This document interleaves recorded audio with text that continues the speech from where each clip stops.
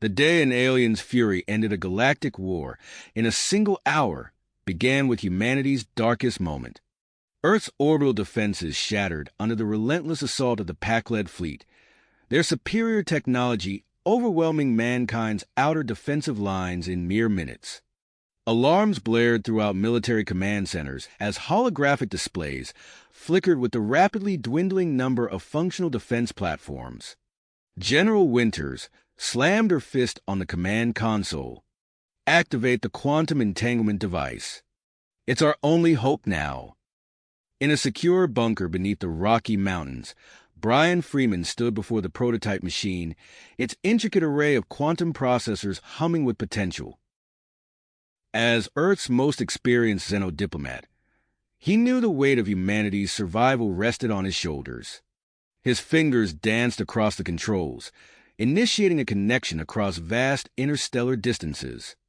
The quantum link stabilized, revealing the face of Uma, a high-ranking official from an advanced civilization that had remained neutral in the ongoing galactic conflict.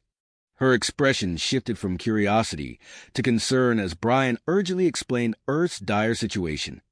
"We need your help," Brian pleaded, his voice steady despite the chaos unfolding around him. "The Packalds are obliterating our defenses. Millions will die of dash." Uma's eyes widened as the quantum feed suddenly filled with real-time images of the Pac-led assault. Massive energy beams lanced through Earth's atmosphere, vaporizing cities and military installations alike. The wanton destruction and loss of life played out before her in horrifying detail. Something snapped in Uma's gaze. Her previous diplomatic demeanor vanished, replaced by a cold fury that sent chills down Brian's spine. Without a word, she terminated the quantum link.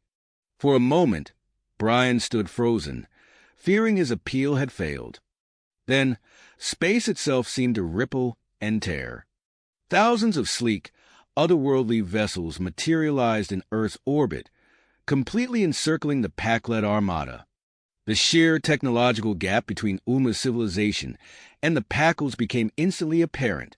The Pac-led fleet, caught off guard by the sudden appearance of a superior force, attempted to regroup, their weapons powered up, targeting the new arrivals. But before a single shot could be fired, an invisible wave of energy swept through space. Every Pac-led ship suddenly went dark, their systems disabled by technology beyond human comprehension. Uma's warships methodically moved through the incapacitated Pac-led fleet, using advanced energy fields to neutralize and contain each vessel without destroying them. The entire process took less than 30 minutes, a testament to the overwhelming power at Uma's command. As the last Pac-led ship was secured, a galaxy-wide transmission cut through all communication channels. Uma's face appeared on screens across Earth and throughout the stars, her expression a mix of determination and lingering anger. "This senseless violence ends now," she declared, her words translated into thousands of languages simultaneously. "By the authority vested in me by the Galactic Conclave, I hereby declare an immediate cessation of all hostilities between the Pac-led Empire and Earth, as well as any other ongoing conflicts in this sector." Brian watched in awe as Uma single-handedly reshaped the balance of power in the galaxy. The war that had raged for decades, threatening countless species, came to an abrupt halt in less than an hour. As the implications of this new reality began to sink in, Brian realized that humanity's desperate plea for help had inadvertently ushered in a new era of interstellar relations. Questions raced through his mind. How would Earth's position change in this new galactic order? What role would Uma's civilization play moving forward? And perhaps most importantly, how would humanity adapt to a universe where their fate could be decided by the emotional response of a single, powerful alien? As the quantum entanglement device powered down, Brian steeled himself for the challenging diplomatic work ahead. The day an alien's fury ended a galactic war might have lasted only an hour, but its repercussions would echo through the cosmos for generations to come. As the quantum entanglement device powered down, Brian Freeman took a deep breath, steadying himself for the monumental task ahead. The sudden intervention of Uma's civilization had altered the course of galactic history in a matter of minutes, and now humanity faced an uncertain future in a radically changed universe. Before Brian could fully process the implications of what had transpired, General Winters burst into the room, her face a mixture of relief and urgency. "Freeman, we need you topside immediately. The President is calling an emergency global summit, and you're our key to understanding what just happened out there." Within hours, Brian found himself aboard a hypersonic transport, racing towards the heavily fortified underground bunker beneath the ruins of Geneva, Switzerland. As they approached, he could see the devastation wrought by the Packlet attack. Once proud skyscrapers reduced to twisted metal and rubble, vast swathes of the city still smoldering. The bunker itself was a marvel of engineering, designed to withstand even the most potent alien weaponry. As Brian descended into its depths, he couldn't help but feel a sense of grim irony. This fortress, built to protect Earth's leaders from extraterrestrial threats, now served as the staging ground for humanity's first steps into a new era of interstellar relations. The main chamber was a hive of activity, filled with holographic displays showing real-time updates from around the globe. World leaders, their faces etched with worry and exhaustion, huddled in small groups, speaking in hushed tones. As Brian entered, all eyes turned to him. The President of the United States, her normally impeccable suit showing signs of wear, stepped forward. "Mr. Freeman, you're the only person on Earth who's had direct contact with these Zephyrians. We need you to brief us on everything you know." For the next several hours, Brian recounted his conversation with Uma in painstaking detail, answering a barrage of questions from the assembled leaders. As he spoke, reports continued to flood in from across the planet, each one painting a grimmer picture than the last. "New York is gone," a haggard aide announced, his voice barely above a whisper. "The Packlet energy beams. There's nothing left but a crater." Similar reports came in from other major cities, Beijing, Moscow, London, all either destroyed or severely damaged. The full extent of the devastation was still being assessed, but early estimates put the death toll in the tens of millions. As the gravity of the situation sank in, a tense silence fell over the room. It was broken by the sudden chime of an incoming transmission. All eyes turned to the central holographic display as the gruff face of Admiral Kraz, leader of the defeated Packlet fleet, materialized before them. "Leaders of Earth," Kraz growled, his translator struggling to convey the complex emotions in his alien voice. "I request an audience to discuss terms of our surrender." The last word seemed to physically pain the Admiral. The chamber erupted into chaos, with some leaders calling for immediate retribution against the Packlets, while others urged caution. Brian watched as the President raised her hand, silencing the room. "Mr. Freeman," she said, turning to Brian, "you've proven yourself our most capable Xeno-diplomat. I'm appointing you as humanity's chief representative in these negotiations. Can you handle this?" Before Brian could respond, another alert sounded. Commander Thrix, a Zephyrian military officer, appeared on a separate screen. "Greetings, humans. We have established a temporary base on your moon to oversee the post-conflict stability. I will serve as your liaison moving forward." The implications were clear. Earth was now under the watchful eye of a vastly superior civilization. As Brian processed this new development, his secure communications device buzzed. It was an encrypted message from Uma. "Brian, be cautious. Not all within our high command agree with our intervention. Some see this as an opportunity for expansion. The peace we've brokered may be more fragile than it appears. Stay vigilant." As if on cue, another aide burst into the room, breathless with excitement. "Mr. President, we've just received word from our Arctic research team. They found a crashed Packlet scout ship, mostly intact. Dr. Volkov reports they've discovered a cache of advanced technology inside. The room fell silent as the implications of this discovery sank in. Access to Pac-led technology could accelerate Earth's recovery, or potentially spark another conflict if not handled carefully. Brian looked around the room, seeing the mixture of fear, hope, and drive on the faces of Earth's leaders. He realized that the decisions made in the coming days would shape not just humanity's future, but potentially the course of galactic history. As he prepared himself for the crucial negotiations ahead with Admiral Cross and Commander Thrix, Brian couldn't shake the feeling that they were standing on the precipice of a new age, one filled with both incredible possibilities and unfathomable dangers. The quantum entanglement device may have powered down, but the real work was just beginning. Brian straightened his tie and stepped forward, ready to face whatever challenges the universe had in store for humanity. Brian's mind raced as he processed the implications of the Arctic discovery. The crashed Pac-led scout ship could be a game-changer, potentially accelerating Earth's recovery or igniting a new conflict if mishandled. He knew he had to tread carefully in the upcoming negotiations. As the global summit in Geneva continued, Brian immersed himself in preparation for the crucial talks with Admiral Cross. He pored over reports, analyzing every scrap of intelligence on Pac-led culture and military strategy. The weight of responsibility pressed down on him, but he refused to let it show.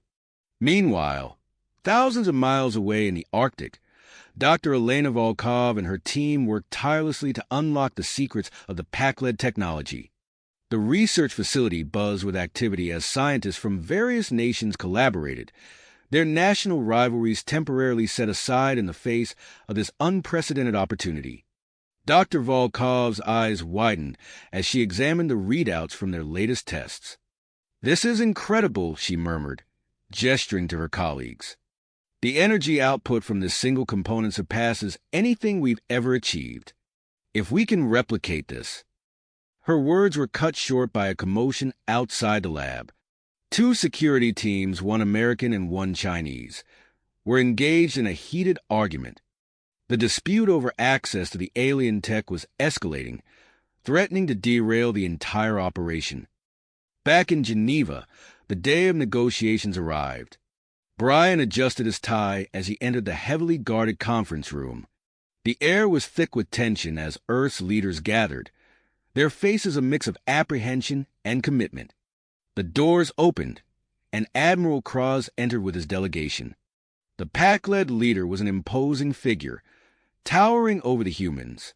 His battle-scarred face bore the weight of countless conflicts, but there was something in his eyes that gave Brian pause, a flicker of— Was it regret? "Admiral Cross," Brian began, his voice steady. "On behalf of humanity, I welcome you to these negotiations. We have much to discuss." Cross's translator crackled to life as he responded. "Indeed we do, Diplomat Freeman. Let us hope this meeting bears fruit for both our peoples." As the talks progressed, Brian carefully steered the conversation, probing for weaknesses in the Pac-led position while seeking common ground. It was during a discussion of the attack's aftermath that Cross dropped his bombshell. "The assault on your world," Cross rumbled, his massive hands clenching, "was not sanctioned by our central government. A rogue faction within our military, led by Admiral Vox, orchestrated this without approval."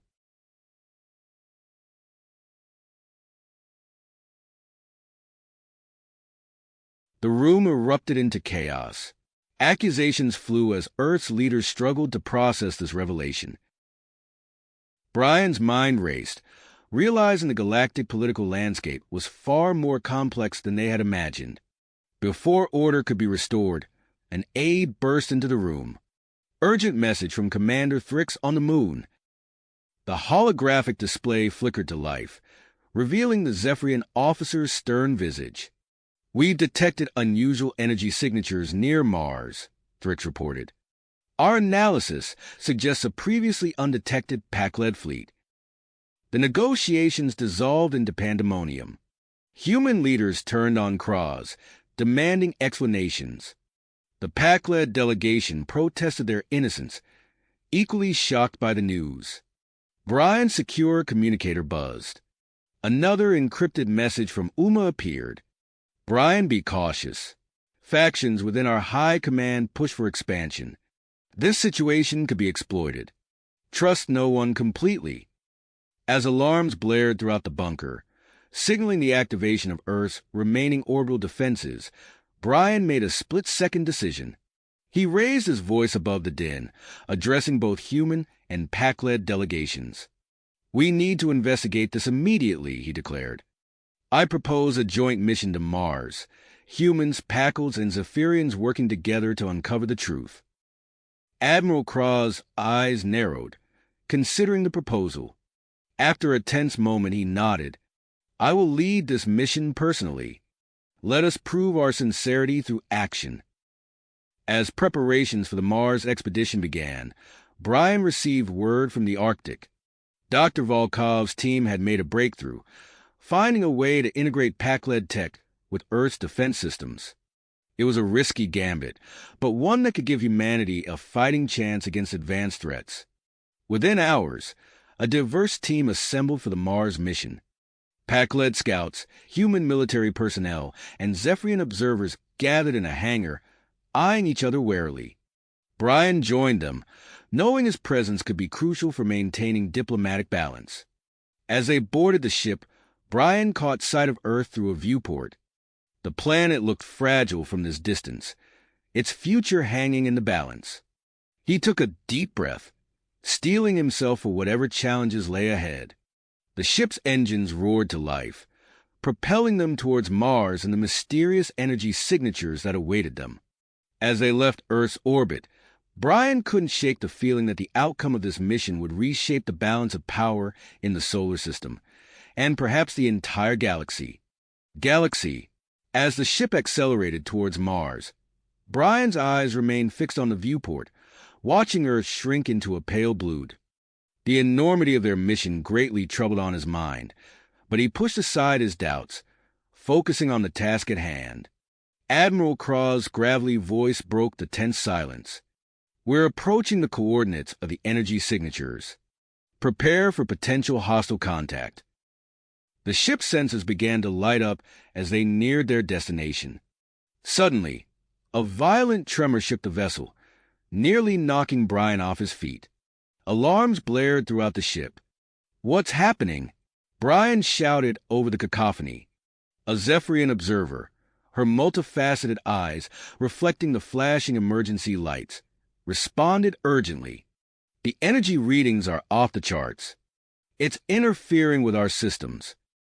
Through the viewport, Brian watched in awe as the surface of Mars began to shift and buckle.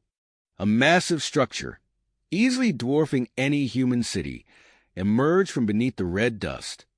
Its sleek, otherworldly architecture pulsed with an ethereal blue light.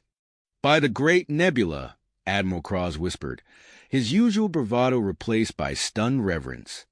Before anyone could react further, a blinding flash filled the ship. When Brian's vision cleared, he found himself staring at a holographic projection floating in the center of the bridge. The image flickered and solidified into a series of complex symbols that rearranged themselves into recognizable languages. Greetings, sentient beings. A melodious voice echoed through the ship. This is an automated message from the progenitor Peacekeeping Outpost Alpha. Our sensors have detected recent conflict in this star system.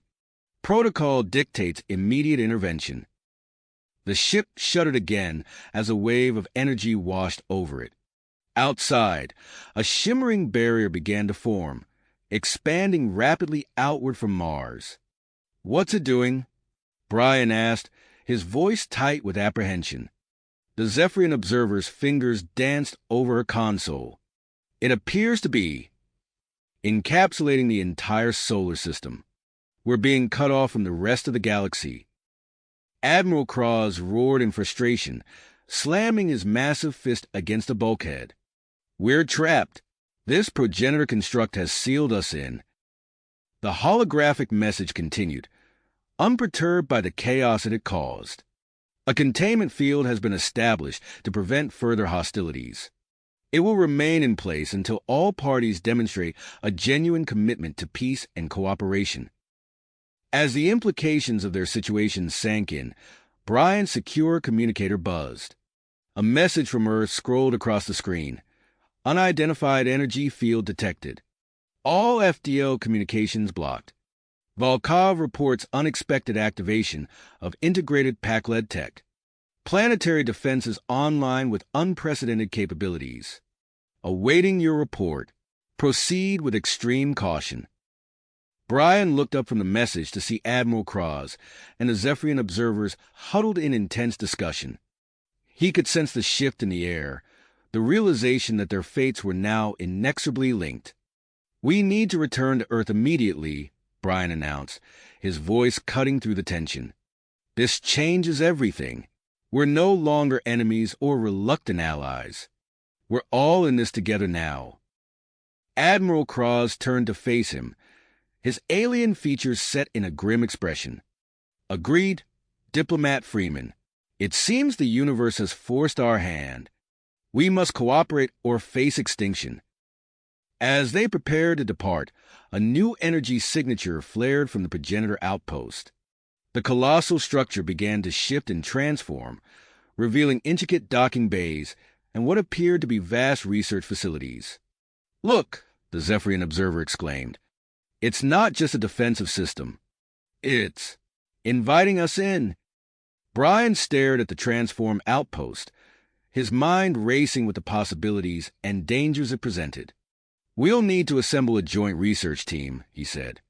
"The key to our freedom, and perhaps the future of all our species, lies in understanding this progenitor technology." As their ship turned back toward Earth, Brian couldn't shake the feeling that they were standing on the precipice of a new era. The solar system had become a crucible, forcing former enemies into an uneasy alliance.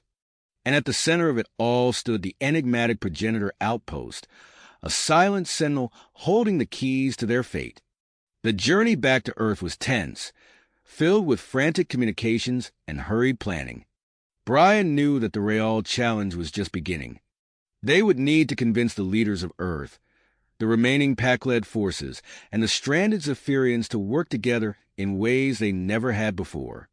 As they approached Earth's orbit, Brian gazed out at the blue planet, now encased in the shimmering progenitor energy field. He took a deep breath, steeling himself for the monumental task ahead. The future of not just humanity, but of 3 spacefaring races, now rested on their ability to unlock the secrets of the progenitor outpost and prove themselves worthy of the stars. Freedom and evolution as a species. The weight of responsibility settled heavily on Brian's shoulders as the ship began its descent towards Earth. As they entered the atmosphere, the shimmering barrier of the progenitor energy field enveloped them, its ethereal glow a constant reminder of their new reality. The ship touched down at a secure facility, where a crowd of officials and scientists awaited their arrival. Dr. Elena Volkov pushed her way through the throng, her eyes alight with excitement. "Brian, you won't believe what's happened while you were gone," she said, grabbing his arm as he disembarked. "The Pac-led tech we integrated, it's evolving. Our defense systems are beyond anything we could have imagined." Before Brian could respond, a holographic display materialized in the air before them, showing a network of satellites and ground installations pulsing with energy. "We've created a protective shield," Elena explained, her fingers dancing through the projection. "It can deflect incoming threats and monitor the entire solar system." Admiral Cross lumbered down the ship's ramp, his eyes widening at the display. "Impressive," he rumbled. "Perhaps there is hope for your species yet." Brian's mind raced with the implications. "We need to convene a summit immediately," he announced.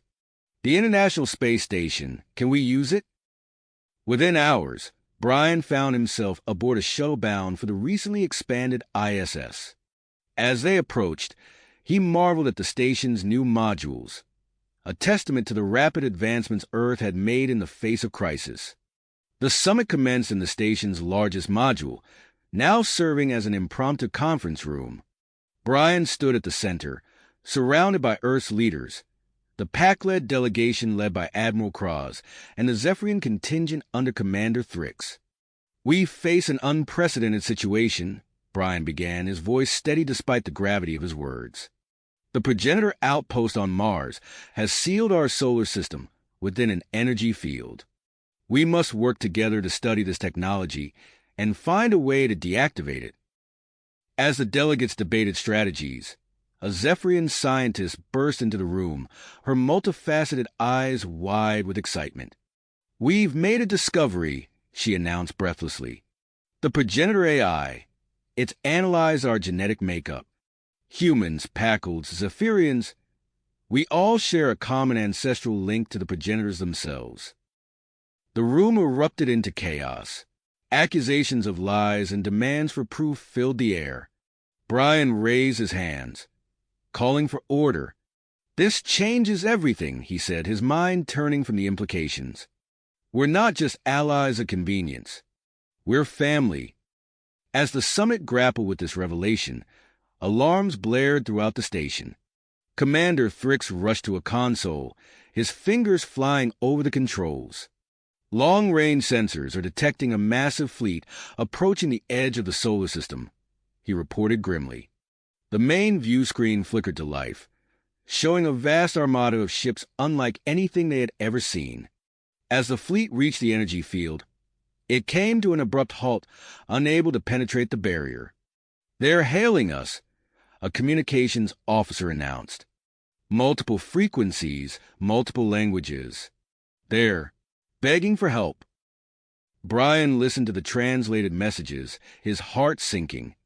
The fleet was comprised of refugees, fleeing from an unknown threat. They pleaded for safe passage, for sanctuary within the protected solar system. The summit delegates turned to Brian, their faces a mix of concern and indecision. He knew they faced an impossible choice: lower the energy field and risk exposing themselves to unknown dangers, or leave countless beings to an uncertain fate. As Brian opened his mouth to speak, the progenitor AI's melodious voice filled the room.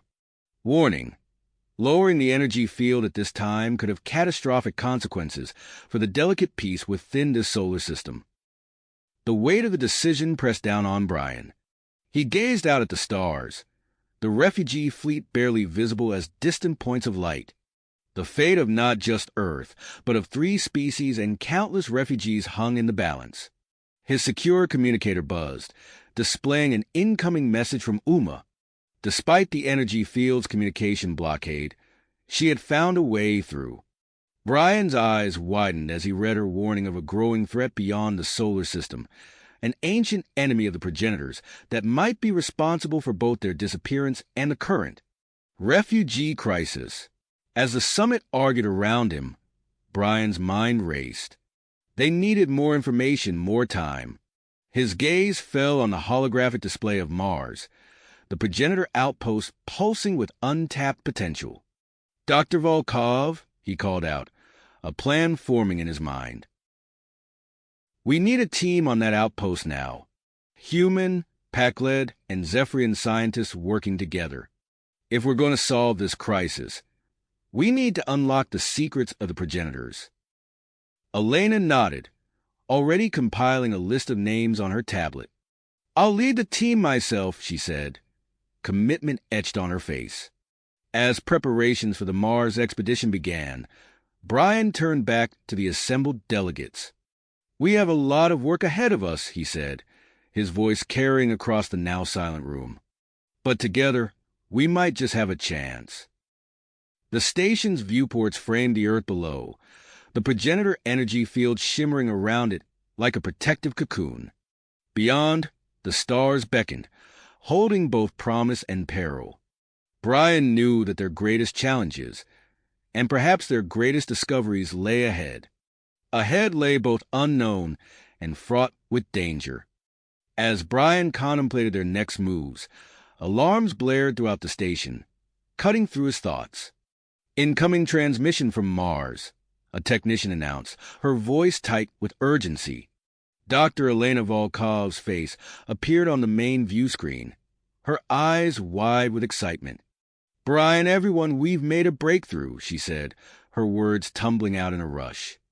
"We've activated a dormant system within the progenitor outpost. You need to see this." The image shifted to a panoramic view of the Martian landscape. Brian's jaw dropped as he watched the red planet transform before his eyes. Clouds began to form in the thin atmosphere, and patches of ice at the poles started to melt, forming small pools of liquid water. "It's terraforming the planet," Commander Thrix whispered, his multifaceted eyes reflecting the changing Martian surface. Admiral Cross leaned forward, his massive form casting a shadow over the console. "How fast?"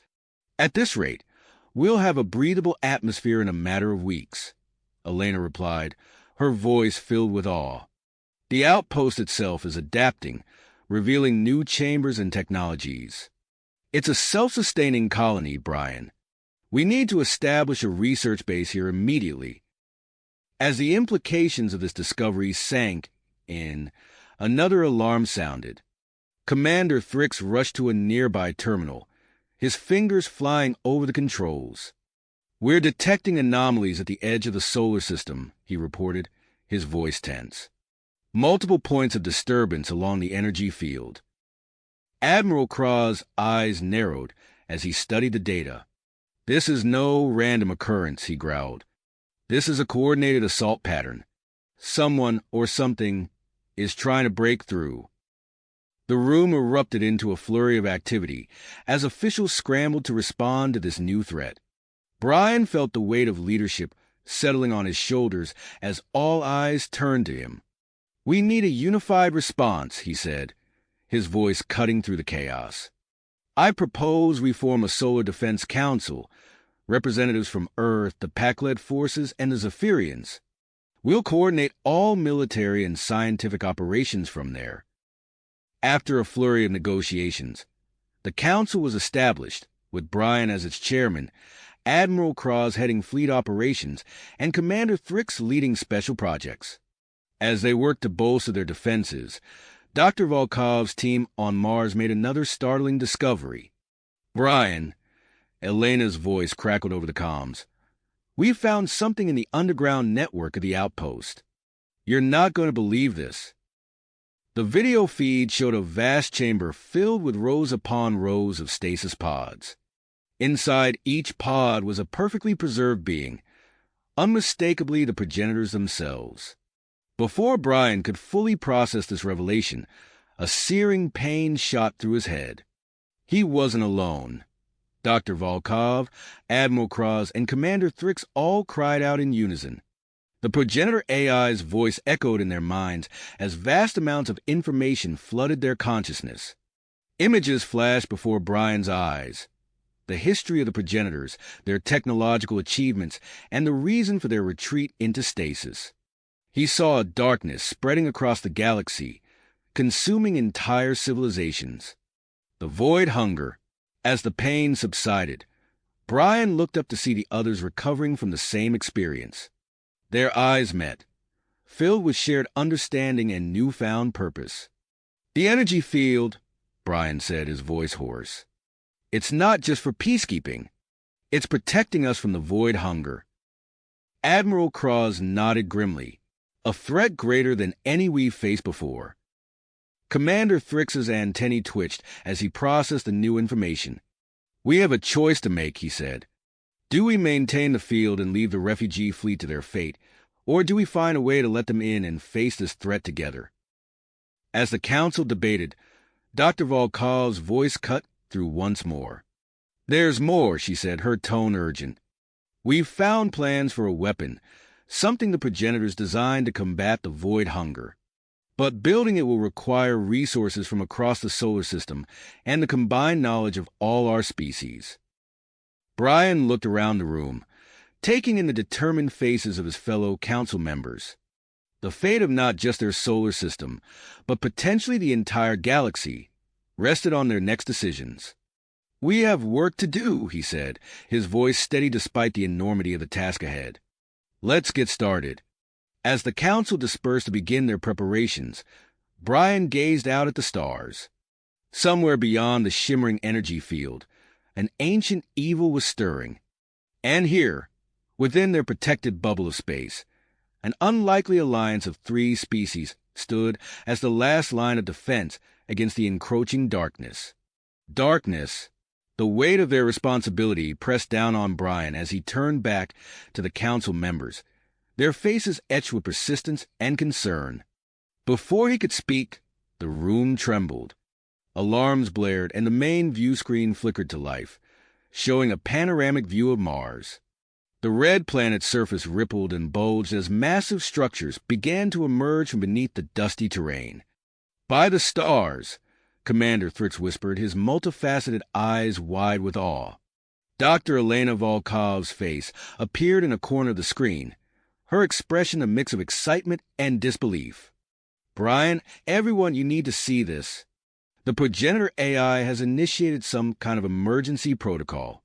These structures, they're defensive installations." As they watched, the Martian installations hummed to life, pulsing with energy. A shimmering field began to form around the planet, extending partially towards Earth. Admiral Kraz leaned forward, his massive form casting a shadow over the console. "A secondary defense perimeter," he growled approvingly. Elena's voice crackled over the comms once more. "There's more. These installations, they can create control breaches in the main energy field. We might have a way to let the refugees in without compromising our overall defense against the void hunger." Brian's mind raced, processing the new information alongside the knowledge imparted by the progenitor AI. An idea began to form, ambitious and daring. He turned to the council members, his eyes bright with purpose. "We have an opportunity here," he said, his voice steady. "Dr. Volkov's discovery gives us a way to help the refugees. But we can do more. I propose we modify Earth's defense grid using the progenitor weapon plans. We can turn it into a massive energy projector, creating a safe corridor through the main field." The room erupted into a flurry of discussions and questions. Admiral Kraz raised a hand, silencing the chatter. "It's bold," he admitted, "but it could work. We'll need to organize a joint fleet to escort the refugees through this corridor. And we'll implement rigorous screening protocols to prevent any hostile infiltration." Commander Thrix nodded, his antennae twitching thoughtfully. "I believe I can integrate the progenitor defense technology with Earth's grid using Zephyrian energy manipulation techniques. It should provide the power boost we need for a stable corridor." As the council members dispersed to begin preparations, Elena's voice came through once more, tinged with urgency. "Brian, the stasis pods, they're showing signs of activation.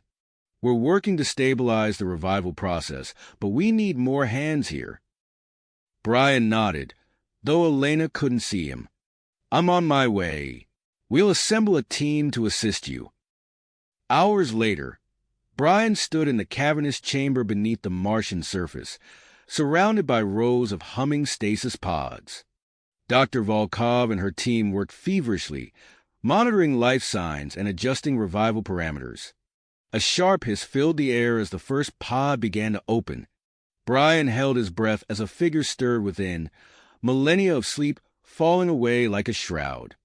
The being that emerged was tall and lithe, with iridescent skin and eyes that seemed to hold the wisdom of ages. "Welcome back," Brian said, his voice barely above a whisper. The progenitor's gaze locked onto Brian, recognition flickering in those ancient eyes. When it spoke, its voice resonated with power and knowledge. "Yambatev, you have awakened us in a time of great peril."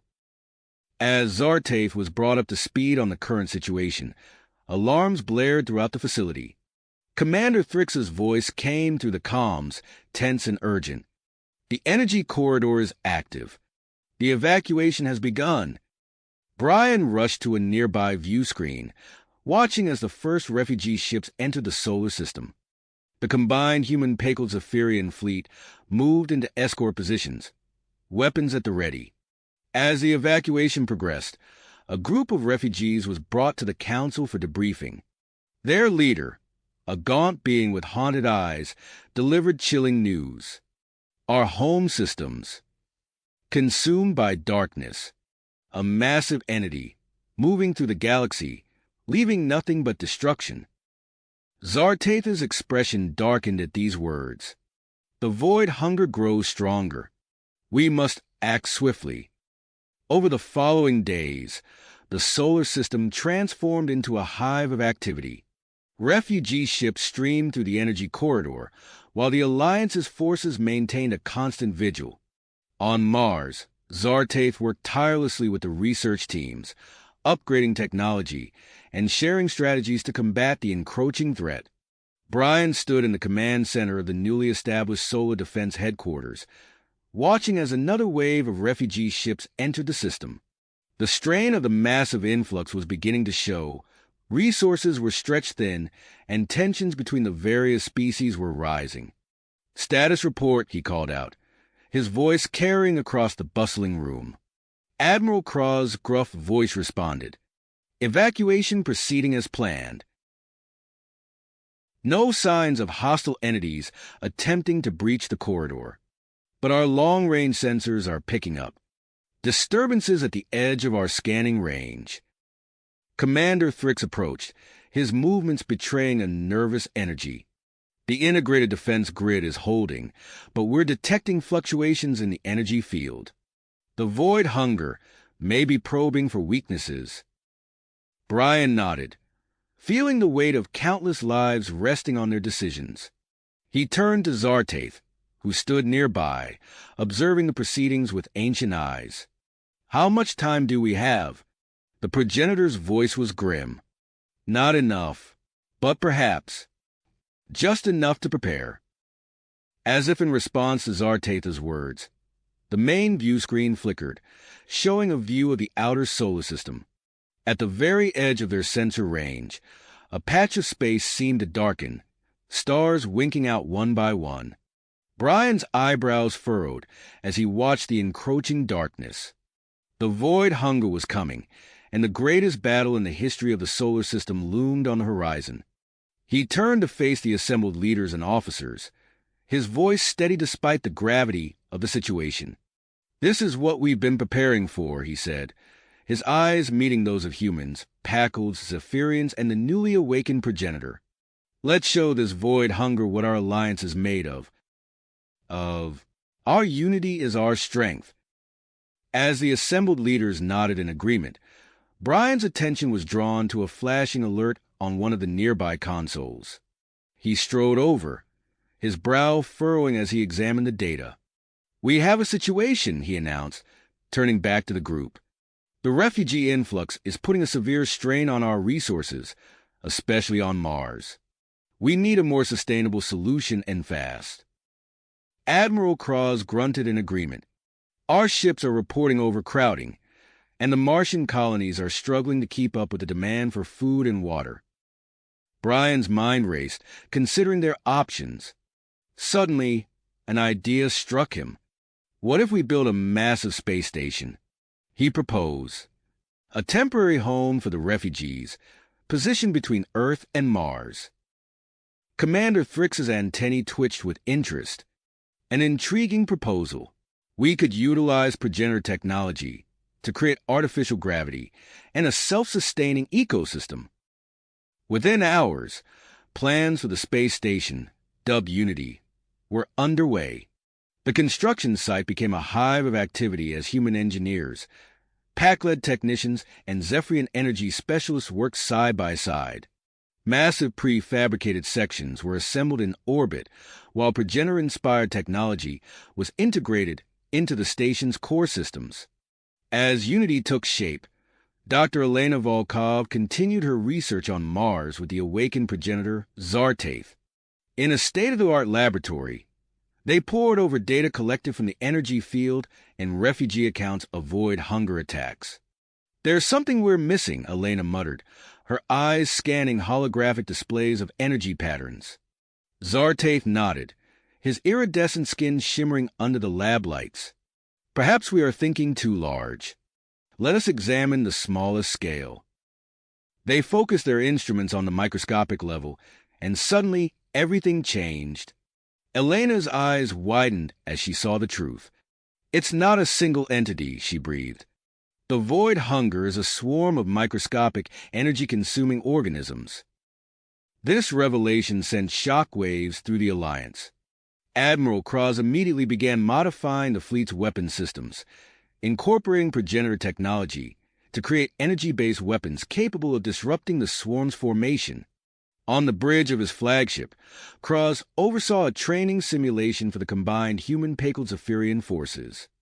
"Remember," he growled, "we're not fighting a monster. We're fighting 1,000,000,000,000 tiny monsters.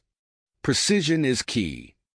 As the Alliance prepared for battle, the refugees continued to pour in through the energy corridor. Unity Station, now operational, became a bustling hub of activity.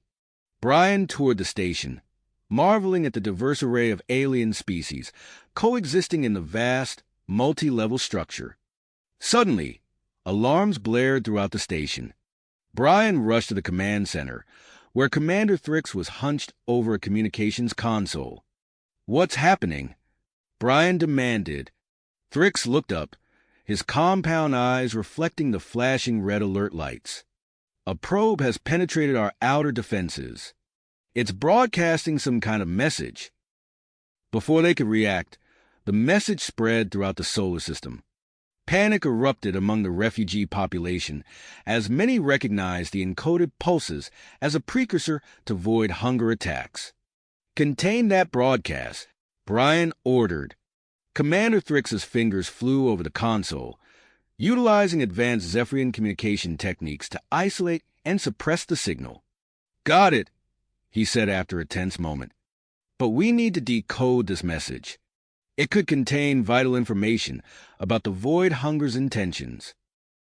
As Thrix assembled a team of human cryptographers and Pac-led data analysts to work on the mysterious message, Brian received an urgent communication from Mars.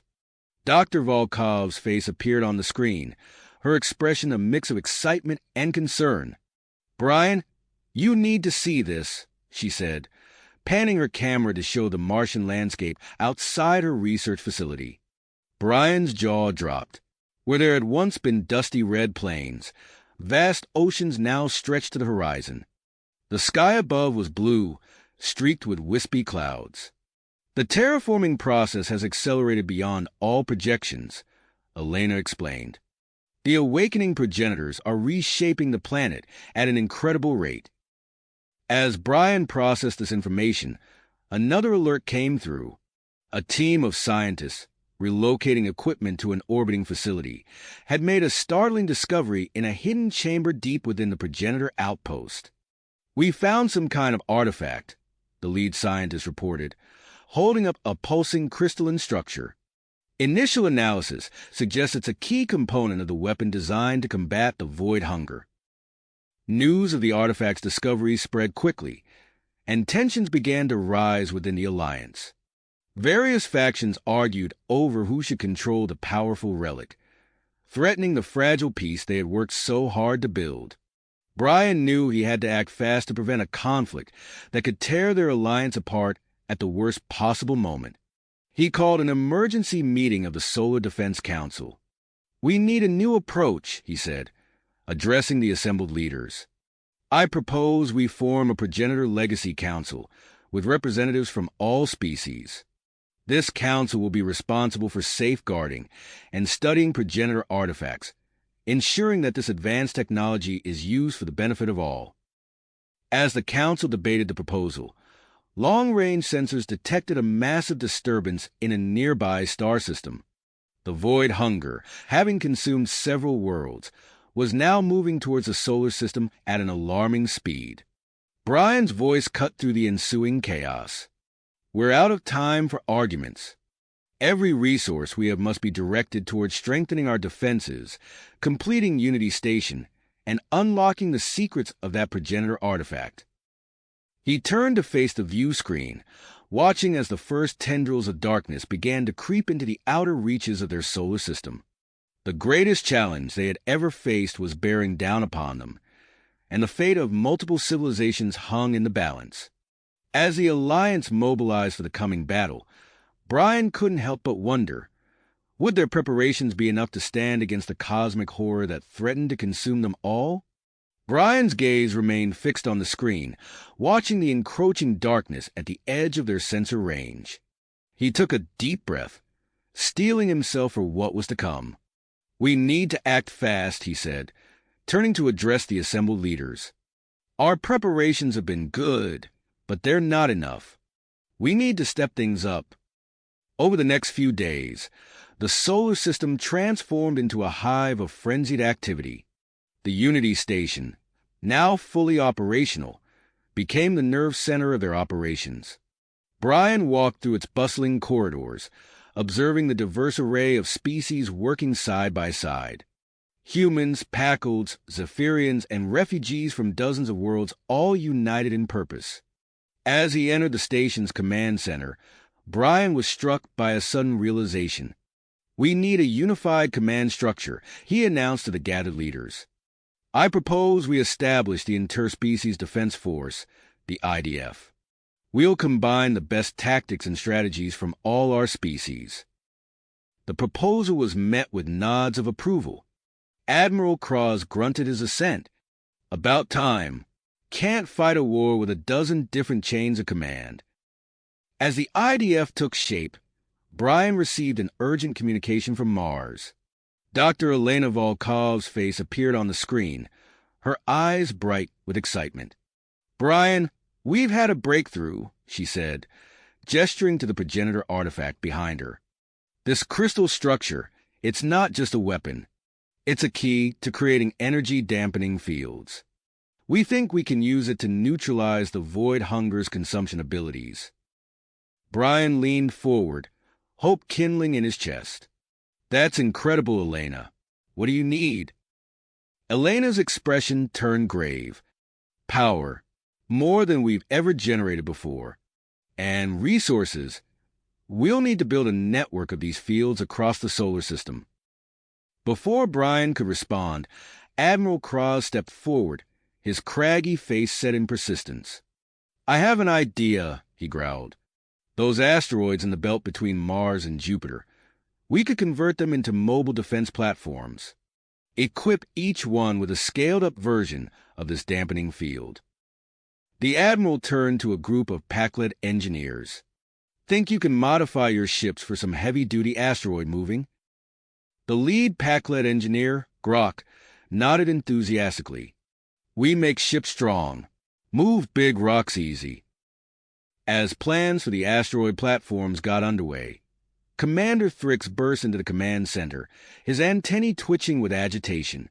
"We've decoded the Void Hunger's message," he announced, his compound eyes reflecting the glow of the data pad in his hands. "It's troubling." Brian braced himself. "What did you find?" Thrix's voice was grim. "The Void Hunger isn't just consuming worlds. It's assimilating the knowledge and technology of every civilization it destroys. It's learning, evolving, becoming more dangerous with each encounter." A heavy silence fell over the room as the implications sank in. Brian's mind raced, considering their options. "We need to accelerate our preparations," he said finally.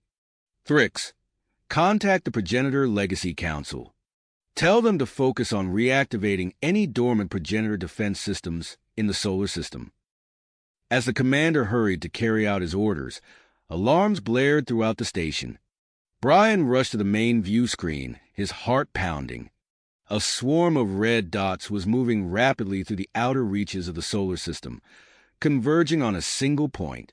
"Pluto," Admiral Cross growled. "They're targeting the defense systems we just discovered there." Brian's fingers flew over the console, opening a channel to the research teams on Pluto and its moons. "Evacuate immediately," he ordered. "Get everyone out now." He turned to Zartath, who stood nearby, his ancient eyes narrowed in concentration. "We need to get a strike team to Sharon, Brian said. "Can your teleportation device handle that kind of distance?" The progenitor nodded slowly. "It is possible, but risky." Brian's expression resolute. "We don't have a choice. We need to protect that defense system until it can be activated." Within hours, a strike team led by Major Jack Harper was assembled. Human Special Forces stood shoulder to shoulder with Pac-led heavy weapons specialists and Zephyrian stealth experts. As they prepared to teleport, Brian addressed them one final time. "What you're about to do is incredibly dangerous," he said, meeting each soldier's eyes in turn. "But if we lose Pluto's defenses, we lose our best chance at stopping the void hunger.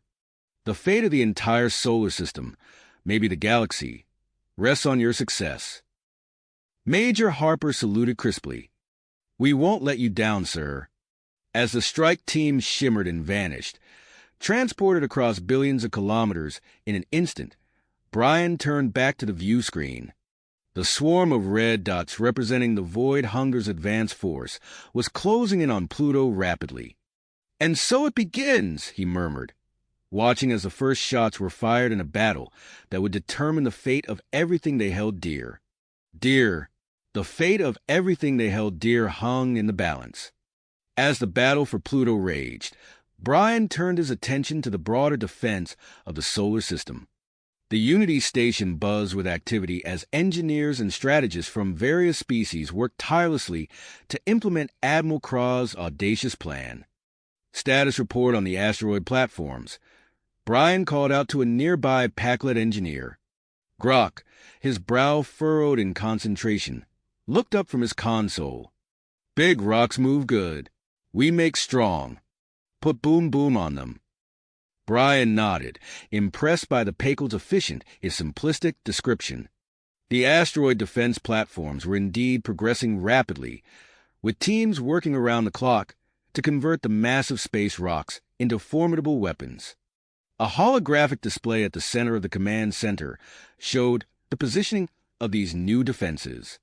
Dozens of asteroids, now dripping with energy weapons and shield generators, formed a protective barrier across the solar system.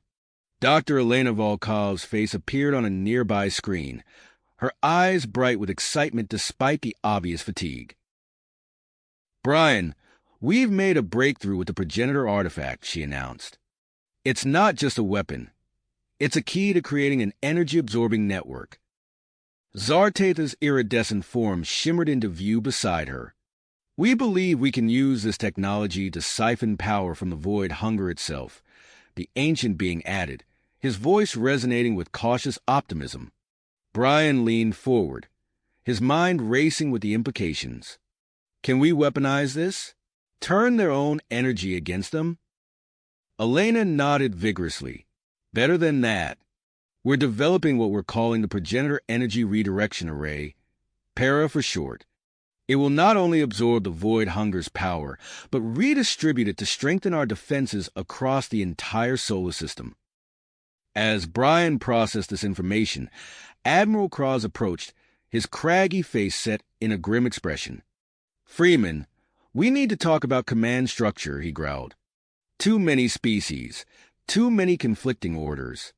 We need a unified approach." Brian nodded, recognizing the wisdom in the Admiral's words. He called for attention, his voice carrying across the bustling command center. "Listen up, everyone. As of this moment, I'm establishing the Solar Defense Command. Admiral Kraz will serve as Chief of Fleet Operations. Commander Thrix, you'll head up Special Operations and Intelligence." The assembled leaders nodded their approval, recognizing the need for a streamlined chain of command in the face of the impending threat. As if on cue, alarms blared throughout the station. A young human ensign called out, her voice tight with tension. "Sir, long-range sensors are picking up a second void hunger entity approaching from the opposite direction." Brian strode to the main view screen, his heart pounding as he took in the new threat. The original swarm, now dubbed Alpha Swarm, continued its relentless advance. But this new entity, quickly labeled Echo Swarm, was moving with purpose towards the outer planets. "They're trying to establish a foothold," Admiral Cross growled, his tactical mind quickly assessing the situation. "Pin us between two fronts." Brian's mind raced, considering their options. "We need a way to move our forces quickly between these two threats," he mused aloud. As if in answer to his thoughts, Dr. Volkov's voice cut through the tension. "Brian, I think Para might be the solution. We could use it to create energy bridges between planets, instant transport corridors for our ships." "Like a Bifrost," murmured a nearby Zephyrian scientist, referencing an ancient legend from their homeworld. Brian nodded, a plan forming in his mind. "Make it happen, Elena. Start with a link between Earth and Mars. We'll call it Operation Bifrost." As preparations for Operation Bifrost got underway, Brian received an urgent communication from Europa, one of Jupiter's moons. Dr. Marcus Gray, a human xenoarchaeologist, appeared on screen, his face flushed with excitement. "Commander Freeman, we've found something incredible," Gray reported. "An ancient progenitor outpost hidden beneath the ice. The technology here, it's beyond anything we've seen before." Brian's pulse quickened. "What kind of technology?" "Terraforming equipment mostly," Gray explained. "But we think it could be repurposed as a weapon against the void hunger. We need a security detail to protect the site while we study it further." Brian nodded, his mind already formulating a plan. "I'm sending Major Harper and a joint task force your way, Doctor. Keep me updated on any developments." As he ended the transmission, Brian turned to face the command center. The room was a hive of activity, with representatives from every allied species working in harmony towards a common goal. Despite the looming threat, he felt a surge of pride and drive. The solar system was transforming before his eyes, becoming an intricate web of defenses, energy arrays, and Bifrost bridges. As the first waves of both the Alpha and Echo swarms approached, Brian knew that the greatest battle in the history of their civilizations was about to begin. "All right, people," he called out, his voice steady and resolute. "Let's show these void hunger swarms what happens when they mess with a unified solar system." System. Brian's words hung in the air, a rallying cry that galvanized a diverse group of beings around him. The command center hummed with renewed purpose as the Allied forces prepared for the impending onslaught. Admiral Krau's gruff voice cut through the buzz of activity. "Freeman, we need to hit them hard and fast. I propose we use the Sharon cannon for a preemptive strike." Brian nodded, his mind already racing with possibilities. "Agreed, but we need to maximize its effectiveness. Dr. Volkov, Zartath, any ideas?" Elena's face appeared on a nearby screen, her eyes bright with excitement despite the grave situation. "We can modify the cannon's energy signature to match the frequency of the void hunger's consumption field.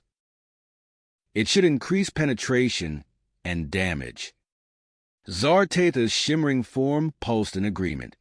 "We can also use Para to amplify the cannon's power, drawing energy from the entire Pluto system." "Make it happen," Brian ordered. "We'll call it Operation Thunderbolt." As preparations for the strike got underway, Brian turned to the main view screen. The dual threats of the Alpha and Echo swarms loomed ever closer, their ominous forms distorting the star field behind them.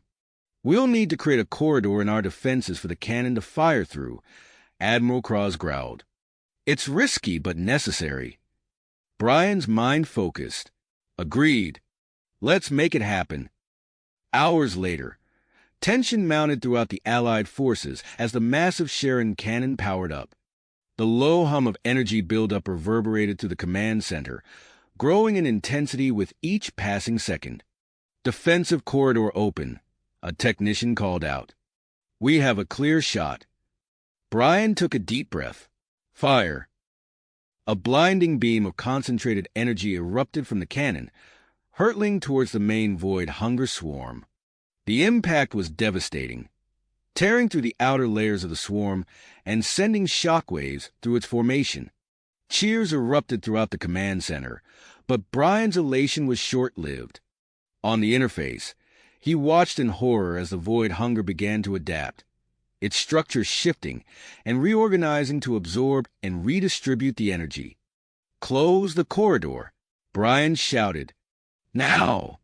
The defensive field snapped back into place just as a tendril of the void hunger lashed out, narrowly missing the opportunity to counterattack. As the Sharon cannon began its recharge cycle, alarms blared throughout the station. "Sir," a young ensign called out, her voice tight with tension, "the Echo swarm is making its move. They're overwhelming our automated defenses in the Kuiper Belt." Brian's mind raced. They needed a more flexible response. "Activate the Bifrost network," he ordered. "I want joint strike teams deployed to key locations in the outer system immediately." Within minutes, energy bridges sprang to life between planets, allowing for rapid deployment of forces.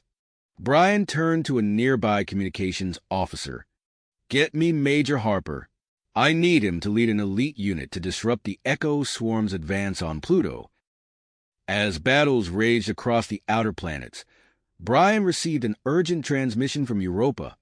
Dr. Marcus Gray's face appeared on screen, his eyes wide with excitement. "Commander Freeman, we've done it. We've repurposed the progenitor terraforming technology into a weapon. We're calling it the Space-Time Disruptor."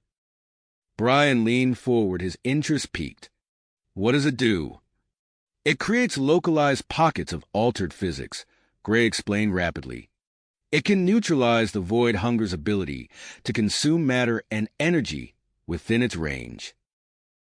"That's exactly what we need," Brian said, his mind already formulating plans. "I'm authorizing immediate development and deployment of prototypes. Get every available engineer working on this." As the first space-time disruptors were rushed to the front lines, proving highly effective against smaller concentrations of the void hunger, Brian turned his attention to the Unity station. The massive structure had become a prime target for both swarms, its strategic importance clear to all sides. Admiral Cross approached, his craggy face set in unbreakable spirit. "Freeman, we need to protect Unity at all costs. I'm deploying a significant portion of our fleet to defend it." Brian nodded, knowing the risks but seeing no alternative. "Do it." The space around Unity erupted into one of the largest battles the solar system had ever seen. Thousands of ships from various species fought side by side against the encroaching void hunger forces. The station's shields flickered under the assault, holding firm but showing signs of strain. Suddenly, alarms blared throughout Unity. "Breach in the lower levels," a security officer shouted. "Void hunger entities have infiltrated the station." Brian's blood ran cold. "Seal off all critical areas. I want every available person armed and ready to repel boarders." The station's diverse inhabitants, from civilians to non-combat personnel, found themselves fighting alongside military forces in the narrow corridors of Unity. The close-quarters combat was brutal, but it provided valuable insights into the void hunger's physical vulnerabilities. As Brian coordinated the defense of Unity, reports flooded in from the asteroid belt. The main void hunger swarm had launched a massive assault on the defense platforms between Mars and Jupiter. The platforms, armed with energy-dampening fields, put up a valiant fight, but the sheer numbers of the void hunger force were overwhelming. Brian stared at the tactical display, his mind racing. The Unity station was holding, barely, but the asteroid defense line was on the verge of collapse. He knew he faced an impossible choice. Concentrate forces on defending Unity, the symbol of their alliance and crucial research hub, or reinforce the asteroid platforms to prevent the void hunger from penetrating deeper into the solar system. The fate of billions hung in the balance as Brian prepared to make a decision that would shape the course of the war. He took a deep breath, knowing that whatever he chose, the consequences would be monumental. Monumental The lives of countless beings hung in the balance, each option carrying its own set of dire consequences. In that moment of crisis, Brian's tactical mind kicked into overdrive. He turned to face the command center, his eyes blazing with intensity. "We're not choosing between Unity and the asteroid belt," he declared. "We're defending both." Admiral Kraw's eyes widened. "Impossible. We don't have the resources, Dash." "We do." Brian cut him off. "We have the Bifrost network. We'll use it to reinforce both fronts simultaneously." The command center erupted into a flurry of activity as Brian outlined his plan. Within minutes, Operation Twin Blade was underway. The Bifrost network hummed with energy as rapid response teams were deployed to Unity Station and the asteroid belt. On Unity, Major Jack Harper materialized with his elite squad, the air crackling around them as they stepped off the Bifrost platform. Without missing a beat, they sprinted towards the breach in the lower levels. "Deploy the space-time disruptors," Harper barked into his comm unit. His team fanned out, activating the devices at strategic points throughout the station. Shimmering bubbles of altered physics sprang to life, creating a protective network that repelled the encroaching void hunger entities. Meanwhile, in the asteroid belt, Alliance ships emerged from Bifrost portals, their weapons already charging. They dove into the fray, bolstering the beleaguered defense platforms. Back on Unity, Dr. Elena Volkov's face appeared on the main view screen, her expression a mix of excitement and concern. "Brian, we've made a breakthrough with Para," she reported. "We can overcharge it for a massive energy surge, but it'll put immense strain on the system." Brian didn't hesitate. "Do it. Coordinate with Admiral Kraus to synchronize with the asteroid belt's energy-dampening fields." Minutes later, a wave of energy pulsed through the solar system. The void hunger swarms faltered, their advance momentarily halted. The Alliance forces seized the opportunity, pressing their advantage and strengthening their positions. As the battle raged, an alert chimed from the Mars monitoring station. Brian's eyes widened as he watched massive structures emerging from the planet's surface. "What in the world?" Dr. Marcus Gray's voice crackled over the comm. "It's a progenitor defense grid. The terraforming process must have activated it. We're working to bring it online now." The activation of the Martian defenses couldn't have come at a more crucial moment. The void hunger, adapting to the Alliance's tactics, had split its main swarm into smaller units, targeting individual planets and moons. "They're going for Jupiter," Admiral Kraus shouted, pointing to a cluster of swarm fragments diving into the gas giant atmosphere. Brian's mind raced. "Redirect the fleet. We can't let them consume Jupiter's energy." As Alliance ships engaged the void hunger around Jupiter, reports flooded in from across the system. On Ganymede, human Marines fought alongside Pakled warriors, their diverse combat styles complementing each other as they repelled wave after wave of void hunger entities. The expanded Bifrost network strained under the constant flow of ships and resources. Power fluctuations rippled through the Alliance's defenses, creating temporary gaps that the void hunger quickly exploited. Brian gripped the edge of the command console, his fingers tightening. They were holding, but barely. How long could they maintain this all-out defense? As if in answer to his unspoken question, Zartath approached, his shimmering form pulsing with urgency. "Brian Freeman, I have a proposal," the progenitor began. "We can reactivate the stasis pods on Mars, awakening the rest of my species to join the fight." Brian's breath caught in his throat. The potential of such a move was staggering, but so were the risks. Introducing an entire race of hyper-advanced beings into the conflict could turn the tide of the war, but it would also irrevocably alter the balance of power in the solar system. Before Brian could respond, alarms blared throughout the command center. "Multiple breaches detected," a technician shouted. "Void hunger entities penetrating defenses in sectors 7, 12, and 18. The void hunger pressed in from all sides, exploiting every weakness in the Alliance's stretched defenses. Resource levels across the system plummeted into critical ranges. Brian stared at the tactical display, watching as the tide of battle teetered on a knife's edge. The decision before him loomed large, its consequences echoing far beyond the current conflict. As the fate of the solar system hung in the balance, Brian Freeman prepared to make a choice that would reshape the future for every species now calling this star system home. Brian's eyes locked with Zartatha's, the weight of the decision pressing down on him. The command center trembled as another barrage struck Unity Station. In that split second, he made his choice. "Do it," Brian ordered, his voice firm. "Awaken your people." Zartatha's form pulsed with a mix of relief and anticipation. "I will contact Dr. Volkov immediately to begin the revival process."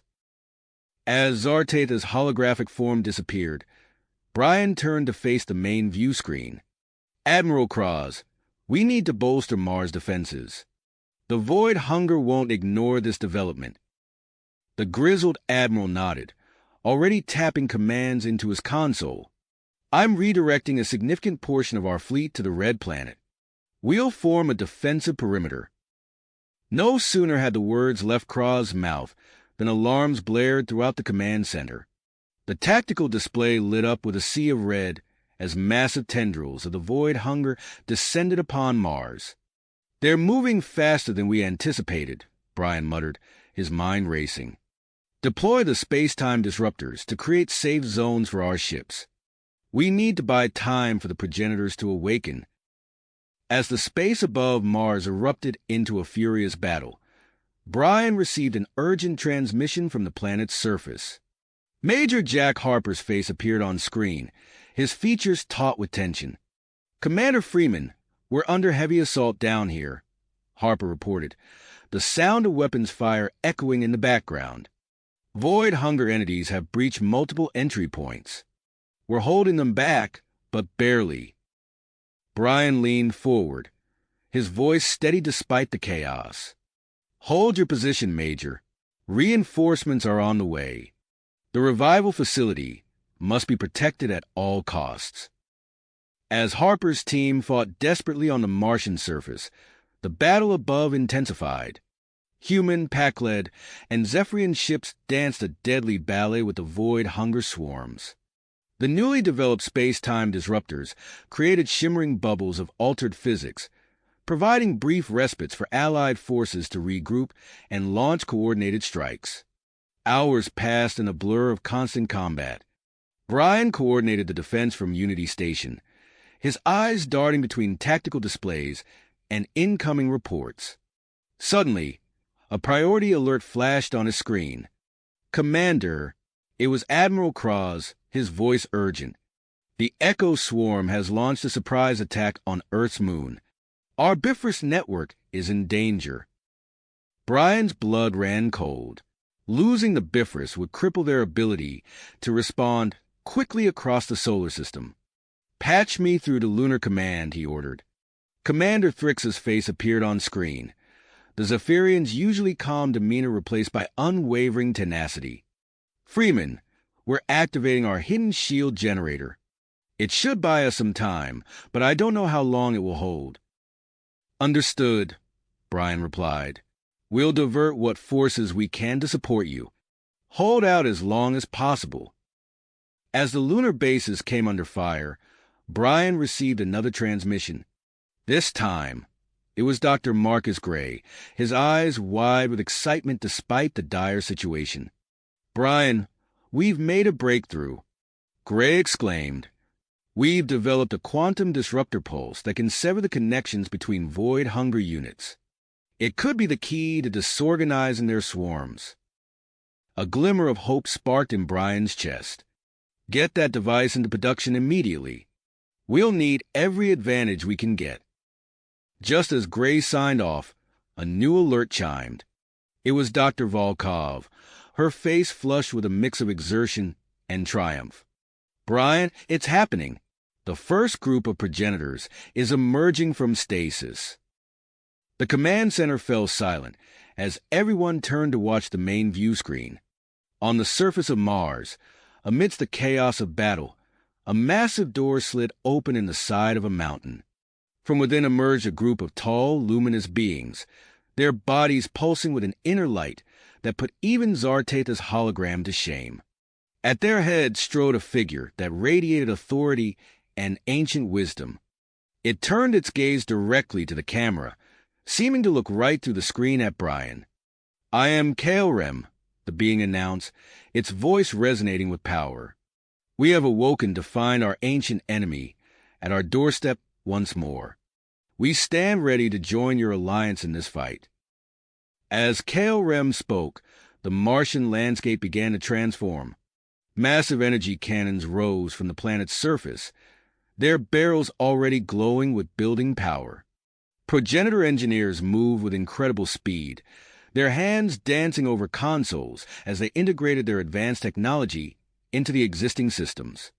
Brian watched in awe as the tide of battle began to shift. The progenitor weapons lashed out, tearing through the void hunger swarms with devastating efficiency. On the tactical display, he saw Allied ships regrouping, bolstered by the sudden turn of events. But even as hope began to rise, a new threat emerged. The main body of the void hunger, as if sensing the awakening of its ancient enemy, suddenly changed course. Brian's eyes widened in horror as he realized its new target. "They're heading for the sun," he whispered, the implications hitting him like a physical blow. As the command center erupted into frantic activity, Brian's mind raced. The void hunger was adapting, evolving its strategy in the face of this new threat. He knew that the next moves they made would determine not just the outcome of the battle, but the very survival of their solar system. With Kaelrem and the progenitors now joining the fight, the Alliance had gained a powerful ally. But as Brian watched the void hunger swarm converging on humanity's home star, he realized that the true test was only just beginning. The massive void hunger swarm, a writhing mass of darkness, surged towards the sun with terrifying speed. "All available ships converge on the sun," Brian ordered, his voice steady despite the mounting tension. "We need to form a defensive perimeter immediately." Admiral Kraw's hologram flickered to life on the command deck. "Already on it, Freeman. I'm coordinating the largest fleet action we've ever attempted." As Brian watched the tactical display, thousands of Alliance ships streaked across the solar system, their engines pushed to the limit. Human cruisers flew alongside pack-led battleships and agile Zephyrian fighters, forming a vast armada that took up positions around the sun. Kraw's voice crackled over the comms. "Listen up, people. We're going to use the sun's gravity to our advantage. Bait and trap maneuvers on my mark." The battle erupted in a dazzling display of weapons fire and tactical prowess. Alliance ships darted in and out of the sun's corona, using solar flares as cover to launch surprise attacks on the void hunger units. The void entities, caught off guard by the innovative tactics, found themselves drawn into destructive traps set by Kraw's carefully orchestrated fleet movements. Back on Mars, Kaelrem stood atop a rise, surveying the chaos of battle. With a gesture, the progenitor leader activated an ancient system that had lain dormant for millennia. The ground trembled as massive structures rose from beneath the red soil, their surfaces glowing with pent-up energy.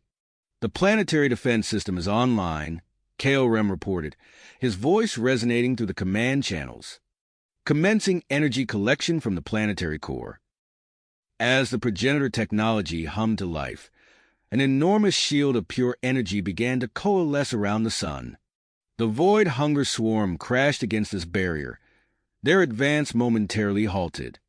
Brian allowed himself a brief moment of relief before new alarms blared throughout Unity Station. "Commander," a technician shouted, "we're detecting a new void hunger formation. It's different." The main view screen shifted to show a tightly organized cluster of void hunger entities moving with unnerving precision. Unlike the chaotic swarms they'd faced before, this group demonstrated clear tactical awareness. They're targeting our defense installations, Brian realized, his eyes widening. Patch me through to all commands. We have a new threat. As Brian relayed the warning, the newly dubbed Void Vanguard struck with devastating efficiency.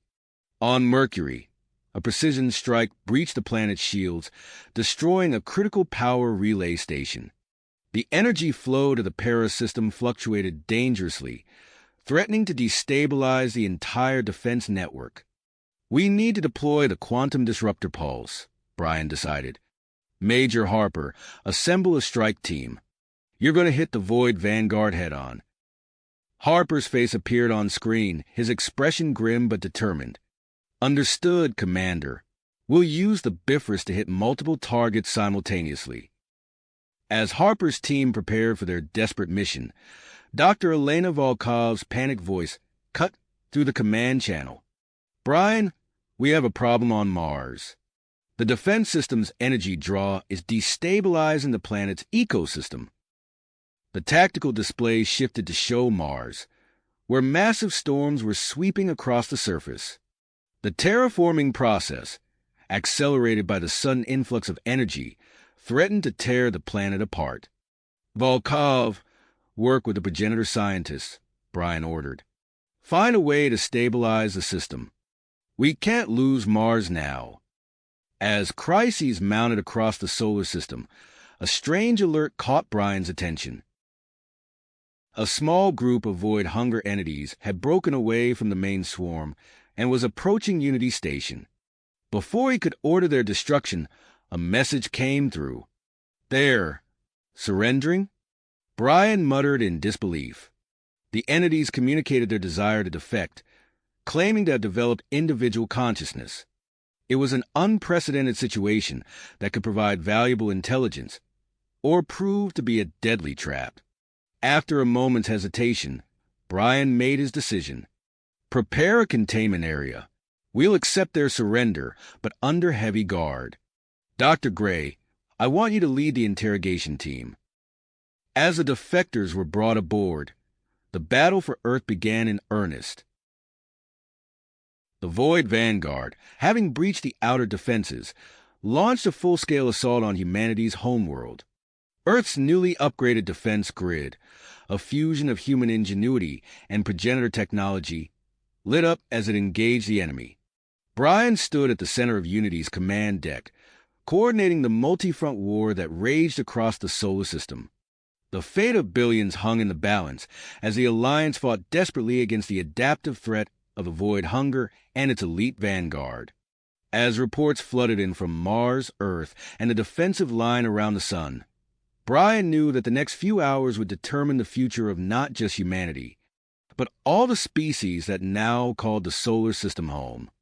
The solar defense plan was nearly ready, but with the Void Vanguard's relentless assault, the question remained. Would they have enough time to implement it? The clock was ticking, and Brian knew they needed to act fast. Commander Freeman, Major Harper's voice crackled through the comm system. My team is in position.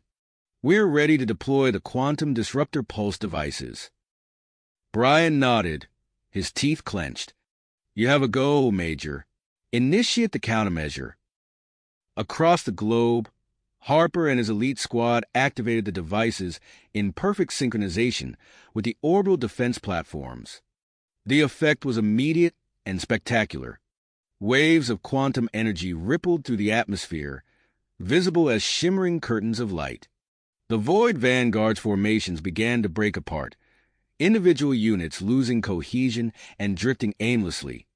On Unity Station's main display, Brian watched as entire swaths of the enemy forces dissolved into chaos. It's working, exclaimed a technician, her voice rising with excitement. But the victory was short-lived. Within minutes, the Void Vanguard began to regroup, their movements becoming more organized and purposeful. They're adapting, Brian muttered, his eyes narrowing. Harper, status report. The quantum disruptor pulses are losing effectiveness, sir, Harper replied, his voice tense. The enemy is developing some kind of resistance. We're seeing new formations emerging, more resilient than before. As Brian processed this information, another urgent transmission came through. It was Dr. Volkov, her face etched with worry.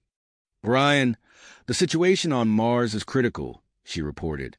"The planet's core is becoming dangerously unstable. If we don't act soon, we could lose the entire planet." Brian's mind raced, weighing options and potential outcomes. "What's your plan, Doctor?" Volkov's eyes lit up with a mix of fear and excitement. "We're going to harness the excess energy from the terraforming process. If we can channel it correctly, we might be able to generate a massive electromagnetic pulse. It could temporarily stun void hunger entities across the entire solar system." "Do it," Brian ordered without hesitation. "But be careful. We can't afford to lose Mars." As Volkov and her team worked feverishly on Mars, Admiral Kraw's hologram flickered to life on the command deck. "Freeman, we've got a new problem," Kraw said, his usually calm demeanor shaken. "The main void hunger swarm. It's changing." The main display shifted to show a terrifying sight. The countless individual entities of the void hunger were coalescing, merging into a single, massive form that dwarfed even the sun. "By all that's holy," Brian whispered, his eyes wide with shock. "We're calling it the Omega Hunger," Kraws continued. "I'm ordering all available ships to the sun. It's our last line of defense." As the titanic Omega Hunger took shape, Dr. Gray burst onto the command deck, his face flushed with excitement. "Commander, I've made a breakthrough with the Void Hunger defectors," he announced breathlessly. "Their individual consciousness. We can amplify it, use it against the hive mind." Before Brian could respond, another alert chimed. It was Commander Thrix, his voice filled with awe. "Freeman, we've found something in the progenitor vault on the moon. It's incredible." The image on the main screen shifted to show Thrix standing next to a glowing, otherworldly artifact. Kaorem's voice came through, rich with recognition and a hint of trepidation. "The Nexus Key," the progenitor leader intoned. "A relic of immense power, capable of controlling a vast network of wormholes throughout the galaxy." Brian's mind reeled at the implications. A tool that could potentially evacuate the entire solar system, or bring reinforcements from the far reaches of space. The possibilities were staggering, but so were the risks. "Activate it," Brian ordered, his voice firm despite the gravity of the decision. "Commander," Kaorem warned, "the consequences of using the Nexus Key are unpredictable. We cannot be certain." "We're out of options." Brian cut him off. "Do it now." As Thrix and his team powered up the ancient device, the very fabric of space-time began to warp and twist. Across the solar system, wormholes flickered into existence, their swirling vortexes a mix of beauty and terror. Chaos erupted as ships from both sides were caught in the gravitational pull of the spatial rifts. Brian watched in horror as several Allied vessels vanished into the unknown depths of the galaxy. Yet amidst the confusion, an opportunity presented itself. The Void Hunger forces, their hive mind disrupted by the sudden appearance of the wormholes, began to lose cohesion. "All ships," this is Admiral Kraws, the pack-led leader's voice boomed across all channels. "Concentrate fire on the Omega Hunger's weak point. This is our chance."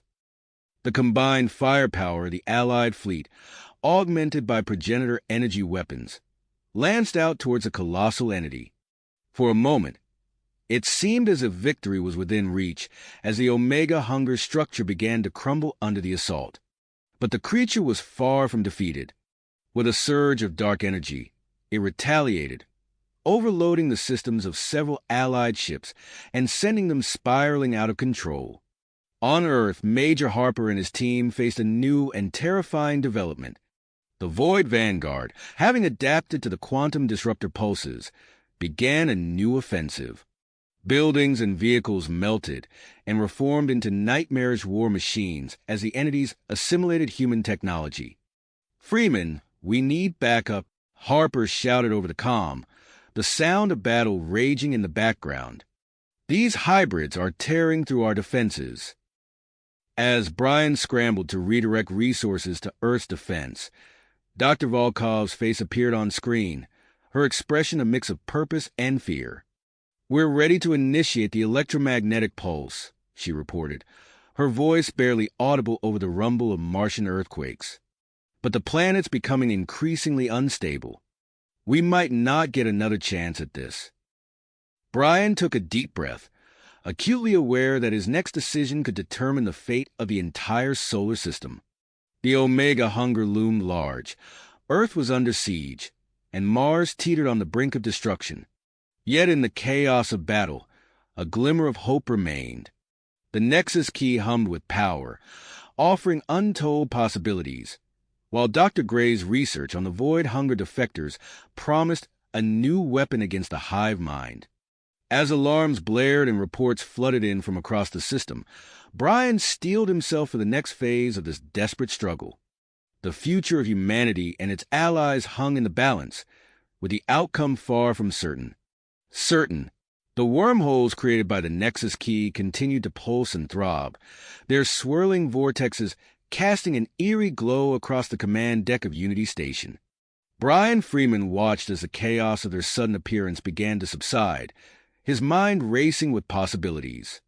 "This is our chance," he said, his voice cutting through the din of alarms and status reports. "All units, prepare for immediate redeployment. We're going on the offensive." The SDC leadership sprang into action, coordinating with Admiral Kraz and the Allied fleet. The Nexus Key's network of wormholes allowed for rapid movement across the solar system, giving them a crucial tactical advantage. "Operation Sunspear is a go," Admiral Kraz's gruff voice announced over the comms. "All ships, form up on my position. We're taking the fight to the Omega hunger." Brian watched as the Allied fleet regrouped, their engines flaring as they maneuvered into position. The massive form of the Omega hunger loomed before them, its dark mass still reeling from the disruption caused by the wormholes. "Energy weapons charged and ready, Admiral," a Zephyrian specialist reported. "Solar plasma conduits are aligned and stable." "Fire!" Kraz bellowed. A blinding beam of concentrated solar plasma erupted from the Allied fleet, racing along carefully calculated energy corridors. It struck the Omega hunger at its weakest point, eliciting a soundless scream that resonated through space itself. As Operation Sunspear unfolded, Brian's attention was drawn to an urgent transmission from Mars. Dr. Volkov's face appeared on screen, her features taut with tension. "We're initiating the electromagnetic pulse now," she reported, her voice barely audible over the rumble of Martian quakes. "Brace for impact." A wave of energy burst forth from Mars, rippling across the solar system. On Unity's tactical displays, Brian watched as void hunger entities everywhere suddenly froze, their movements becoming erratic and uncoordinated. "It worked!" he exclaimed, allowing himself a moment of hope. But his elation was short-lived as alarms blared from the Martian command center. "The terraforming process is out of control," Volkov shouted, her image shaking as the ground beneath her feet heaved. "We need to evacuate now." Brian's fingers flew across his console, redirecting transport ships to Mars. "Get everyone off that planet," he ordered, his voice tight with urgency. As chaos unfolded on Mars, a new signal caught Brian's attention. A wormhole near Saturn's orbit pulsed with activity, and a fleet of unfamiliar ships emerged. "This is Captain Zarkvash of the Etherian Armada," a female voice announced, catching Brian off guard.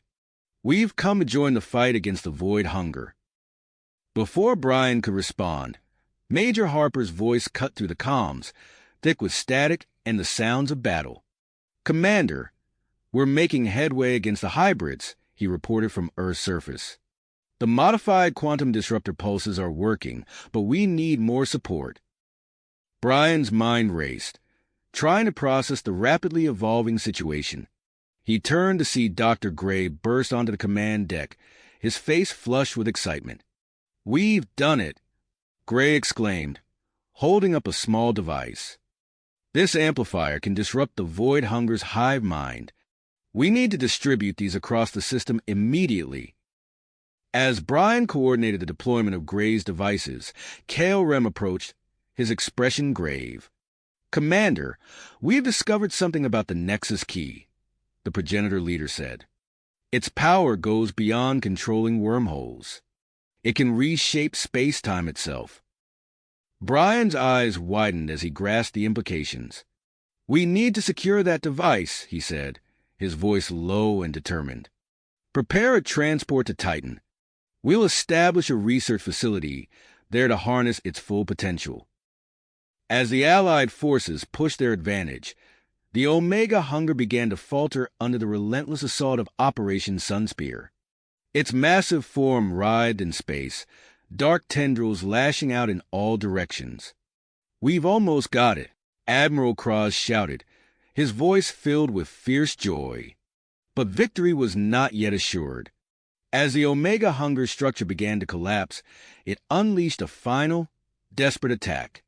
The space around it began to warp and twist, the fabric of reality itself seeming to bend and tear. "It's creating a black hole," a scientist on Unity Station cried out in horror. Brian stared at the unfolding catastrophe, his mind racing through options. The newly arrived Etherian fleet, the power of the Nexus Key, the breakthroughs against the Void Hunger's hive mind, all of these elements swirled in his thoughts as he sought a solution.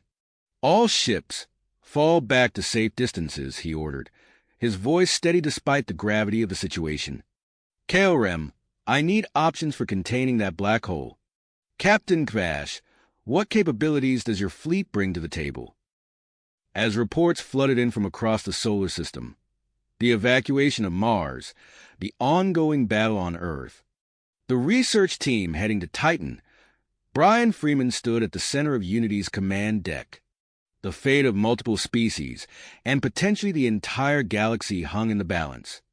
With the power of the Nexus Key yet to be fully understood, and the Omega Hunger's death, throes threatening to consume everything, the final confrontation was about to begin.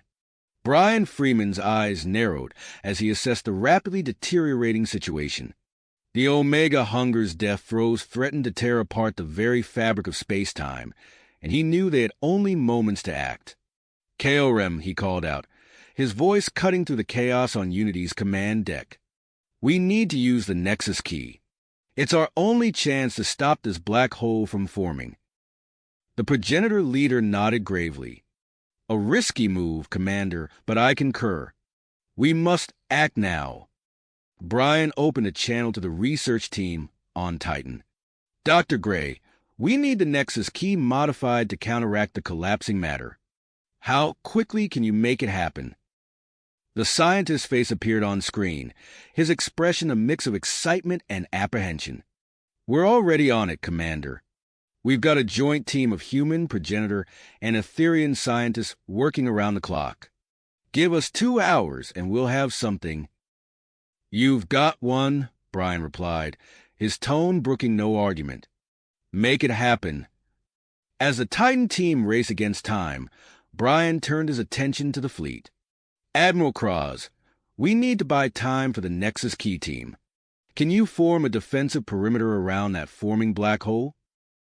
The pack-led leader's hologram flickered to life, his eyes gleaming with dedication. "Consider it done, Freeman. All ships, form up on my position. We're going to give these void bastards a taste of our combined might." Brian watched as the Allied fleet maneuvered into position, their energy shields flaring to life, as they created a barrier around the collapsing Omega Hunger. At the center of the formation, Admiral Krah's flagship led the charge, its weapon systems glowing with hardly restrained power. A surge of static crackled through the comms, and Major Harper's voice cut through. "Commander, we've got a breakthrough down here." The sounds of battle echoed in the background as Harper continued. We've found a way to neutralize the hybrid's ability to assimilate tech. Combining the quantum disruptor pulse with Zephyrian energy manipulation does the trick. Excellent work, Major, Brian responded, feeling a glimmer of hope. Disseminate that information to all Earth Defense forces immediately. As Harper's team turned the tide on Earth, another crisis demanded Brian's attention. Dr. Volkov's face appeared on screen, her features tight with urgency. Commander, Mars is tearing itself apart. The electromagnetic pulse has accelerated the terraforming process beyond our control. Brian's mind raced, searching for a solution. Before he could respond, Captain Zarkvash of the Etherian fleet chimed in. We may be able to help with that, Commander Freeman. Our ships possess energy siphon technology that could stabilize Mars and redirect the excess power. Dr. Volkov's eyes widened. If we could harness that energy, we might be able to power a massive version of Dr. Gray's consciousness amplification device. It could disrupt the entire Void Hunger collective across the system. Brian nodded, his decision made. Make it happen, Captain Kvash. Dr. Volkov, coordinate with the Etherian fleet and get that device operational. As these plans unfolded, a new threat emerged. Reports flooded in of Alliance personnel suddenly turning against their comrades, their minds forcibly assimilated by the Void Hunger. Dr. Gray, Brian called out, his voice urgent. We need a way to detect these infiltrators. Can you modify your amplification devices to allow the Void Hunger defectors to psychically identify the assimilated individuals? The scientist's face paled, but he nodded. I'll get right on it, Commander. But be warned, this could lead to widespread paranoia and mistrust among our forces. Understood, Brian replied grimly. But we have no choice.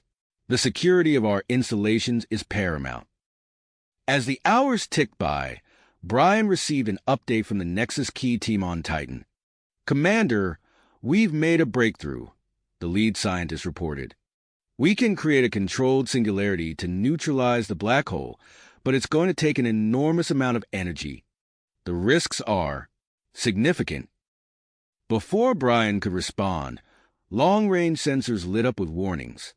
A massive energy signature was detected approaching the solar system at incredible speed. Analysis confirms it's another Void Hunger entity, a sensor officer reported, his voice shaking. Possibly even larger than the Omega Hunger. Brian Freeman stood at the center of Unity's command deck, the weight of countless lives pressing down on him. The Nexus Key offered a chance to neutralize the immediate threat, but using it could leave them vulnerable to this new arrival. Conserving their resources might allow them to face both threats, but at what cost? As alarms blared and reports of escalating battles flooded in from across the system, Brian steeled himself for the decision that would shape the future of not just humanity, but all allied species in the solar system. All forces, prepare for our final stand, he announced, his voice carrying across all communication channels. The next few hours will determine the fate of everything we hold dear. Whatever comes, we face it together. With that declaration, Brian turned his attention to the tactical displays, ready to coordinate the most crucial battle in the history of the solar system. The war against the Void Hunger had reached its zenith, and the galaxy held its breath, waiting to see if life or oblivion would emerge victorious. Brian Freeman's eyes narrowed as he assessed the rapidly deteriorating situation. The Omega Hunger's death throes threatened to tear apart the very fabric of space-time, and he knew they had only moments to act. Kaorem, he called out, his voice cutting through the chaos on Unity's command deck. We need to use the Nexus Key. It's our only chance to stop this black hole from forming. The progenitor leader nodded gravely. A risky move, Commander, but I concur. We must act now. Brian opened a channel to the research team on Titan. Dr. Gray, we need the Nexus Key modified to counteract the collapsing matter. How quickly can you make it happen? The scientist's face appeared on screen, his expression a mix of excitement and apprehension. "We're already on it, Commander. We've got a joint team of human, progenitor, and Etherian scientists working around the clock. Give us 2 hours and we'll have something." "You've got one," Brian replied, his tone brooking no argument. "Make it happen." As the Titan team raced against time, Brian turned his attention to the fleet.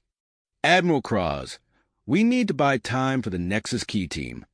Can you form a defensive perimeter around that forming black hole?" The pack-led leader's hologram flickered to life, his eyes gleaming with dedication. "Consider it done, Freeman. All ships, form up on my position. We're going to give these void bastards a taste of our combined might." Brian watched as the Allied fleet maneuvered into position, their energy shields flaring to life, as they created a barrier around the collapsing Omega Hunger. At the center of the formation, Admiral Krah's flagship led the charge, its weapon systems glowing with hardly restrained power. As the minutes ticked by, Brian's mind raced through countless scenarios. The risks of using the Nexus Key were enormous, but the alternative was unthinkable. He opened a channel to all Allied forces. "This is Commander Freeman. We're initiating a high-risk operation to neutralize the forming black hole. All non-essential ships, divert power to the Titan research facility. We need every ounce of energy we can muster." Across the solar system, lights dimmed and defensive systems powered down as energy was redirected to Titan. Brian watched the power readings climb, knowing full well that this left them vulnerable to attack. Admiral Krah's voice crackled over the comms. "Freeman, I'm ordering all non-essential ships to form a protective barrier around Titan. My flagship will lead the defense. We'll buy you the time you need." On the main view screen, Brian saw Krah's massive ship move into position, its imposing silhouette a beacon of hope for the Allied forces. The Admiral's presence at the forefront of the defense line sent a ripple of new hope through the fleet. Meanwhile, on Mars, Dr. Elena Volkov and her team worked feverishly to complete their modified version of Dr. Gray's consciousness amplification device. The planet's surface heaved and cracked beneath them, forcing a hasty relocation to an orbiting research station. "Commander," Volkov's voice came through, strained but determined. "We're set up on the orbital station. Captain Kvash's Etherian fleet is beginning the energy siphoning process now." Brian watched in awe as the Etherian ships created a network of glowing energy conduits around Mars, stabilizing the planet's volatile surface and channeling power to Volkov's device. On Earth, Major Jack Harper led a daring assault on the Void Vanguard's primary command center. The newly developed hybrid neutralizing fields crackled around his team as they pushed through waves of assimilated defenders. "We've breached the inner sanctum," Harper reported, his voice barely audible over the sounds of battle. "Commander, you're not going to believe this. We've found some kind of central node controlling the assimilated forces. It's like nothing we've ever seen before." "Understood, Major. Secure that node at all costs. It could be the key to turning this war around," Brian replied, his mind already racing with the possibilities this discovery presented. Back on Titan, the research team signaled their readiness. Dr. Gray's face appeared on screen, sweat beading on his brow. "Commander, we're ready to initiate the controlled singularity process. But I must warn you, the energy requirements are off the charts. We'll be pushing the Nexus Key to its absolute limits." Brian took a deep breath, weighing the consequences. "Understood, Doctor. Proceed with the operation." As the process began, long-range sensors lit up with warnings. A massive energy signature approached the solar system at incredible speed. "Analysis confirms it's another entity," a sensor officer reported, his voice shaking. "Even larger than the Omega Hunger." The entity entered the system, revealing itself as a planet-sized being of pure energy. It broadcast a message across all frequencies, its voice resonating with ancient power. "I am the Cosmic Arbiter, guardian of galactic balance. Your use of the Nexus Key has triggered my intervention.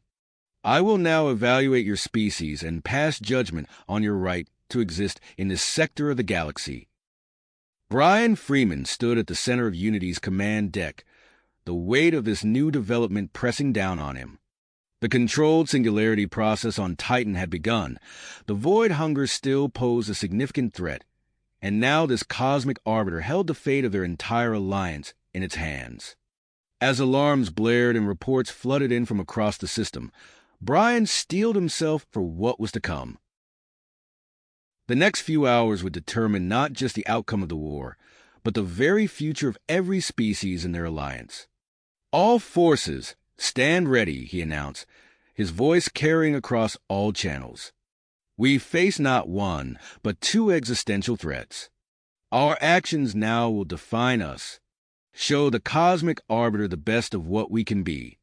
And as for the Void Hunger," his eyes narrowed, focusing on the tactical display, "let's finish this. This war." His eyes blazed with persistence as he turned to face the crew. "Let's show them what we're made of."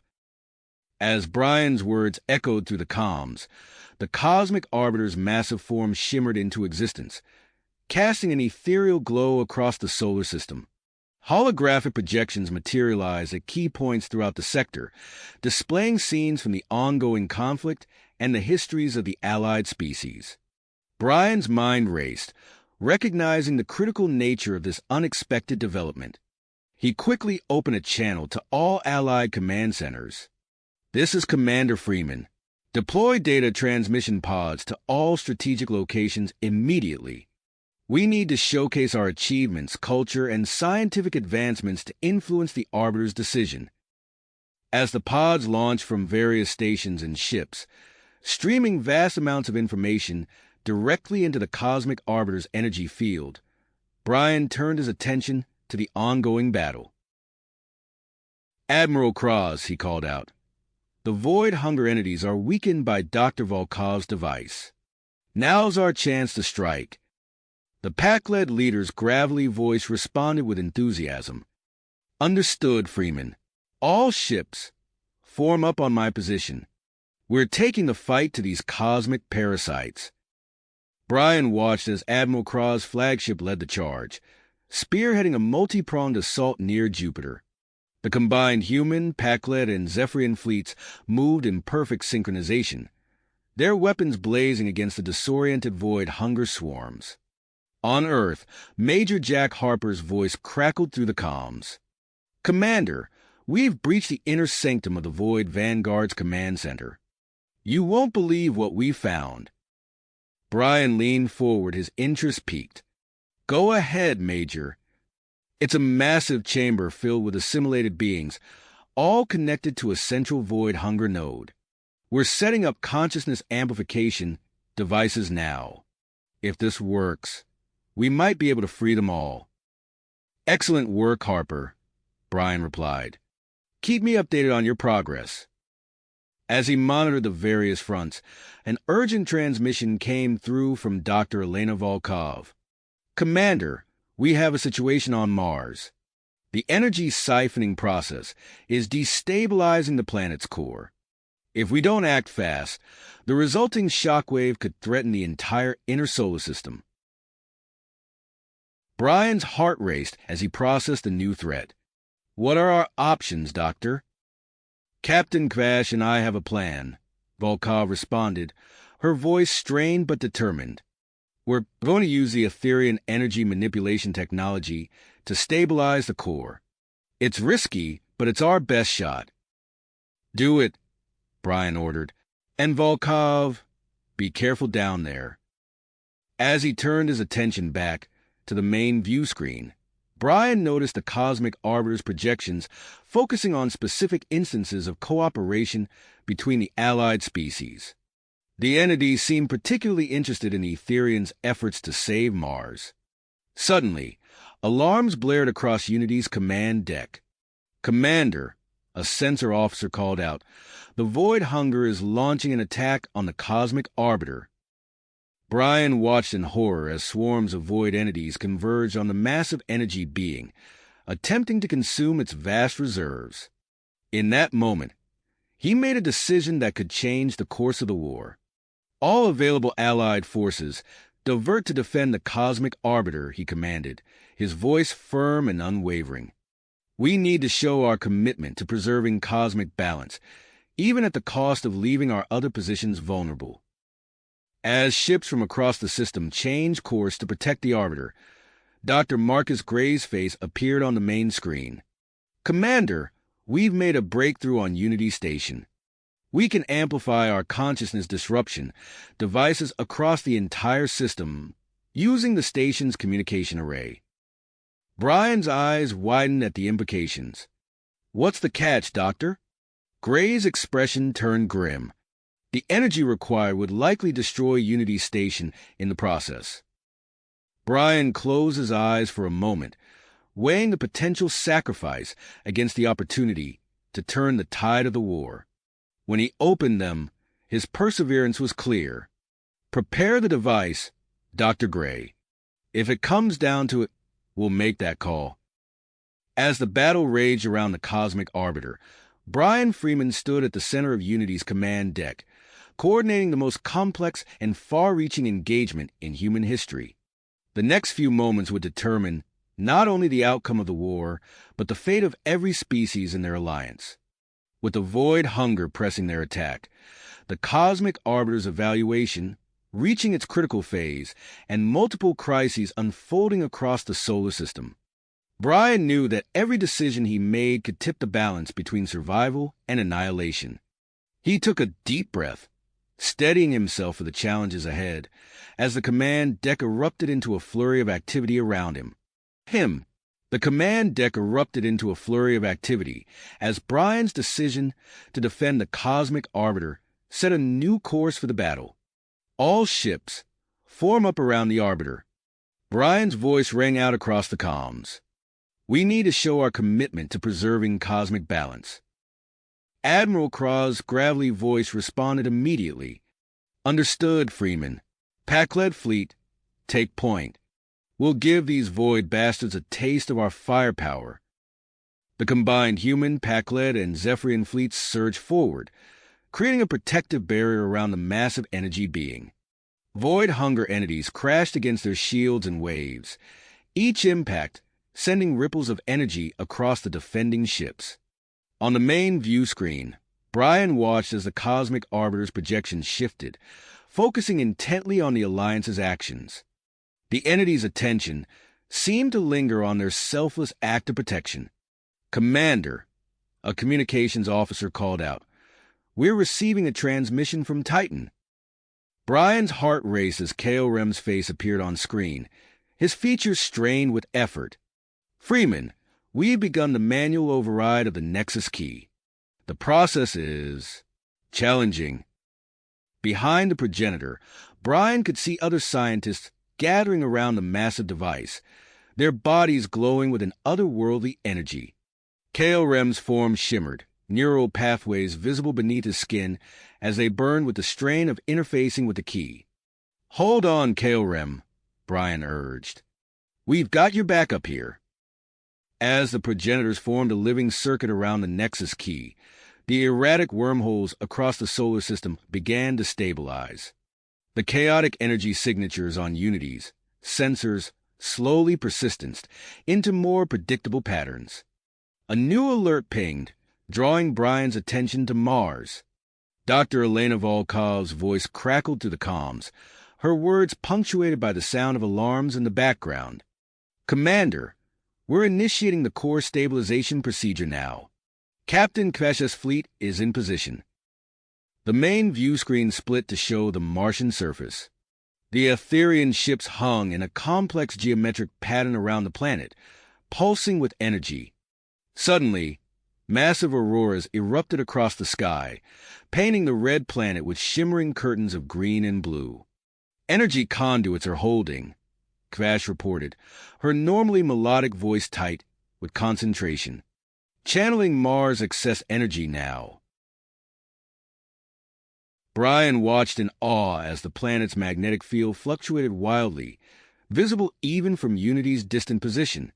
"Report from Earth, sir," a communications officer called out. "Major Harper's team has activated the consciousness amplification devices in the Void Vanguard's command center." The view screen shifted again, showing chaotic scenes from within the Void stronghold. Thousands of assimilated beings stumbled and shook as if waking from a deep sleep, their eyes clearing as individuality returned. Harper's voice came through, breathless but triumphant. "Freeman, it worked. We've liberated the assimilated. They're turning on the Void hunger." As Brian processed this new development, Admiral Krah's flagship maneuvered into view near Jupiter. The Pack-led leader's tactical genius shone as he deployed specialized probes into the gas giant atmosphere. "Releasing electromagnetic pulse generators now," Krah announced. "Let's see how these Void parasites handle a little disruption." The probes disappeared into Jupiter's swirling clouds. Moments later, the planet's already powerful magnetic field surged, creating a zone of disruption that visibly weakened the nearby Void hunger entities. Amidst the chaos of battle, Dr. Marcus Gray's face appeared on a secondary screen.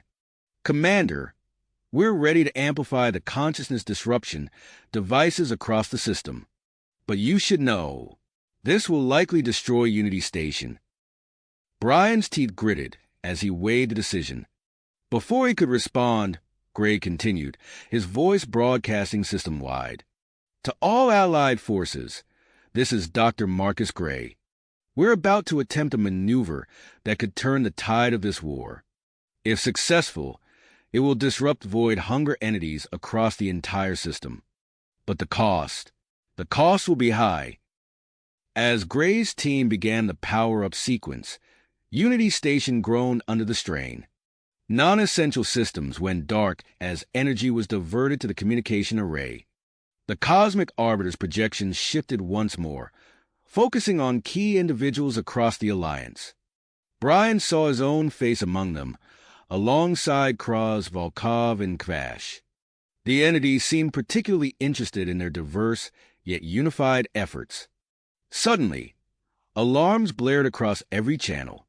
The Void hunger, its forces depleted and scattered, launched a final, desperate assault. A massive swarm coalesced, heading straight for the heart of the solar system. "They're targeting the sun!" a sensor officer shouted, her voice filled with panic. Brian's mind raced, recalling a contingency plan developed in secret. His voice steady despite the dire circumstances.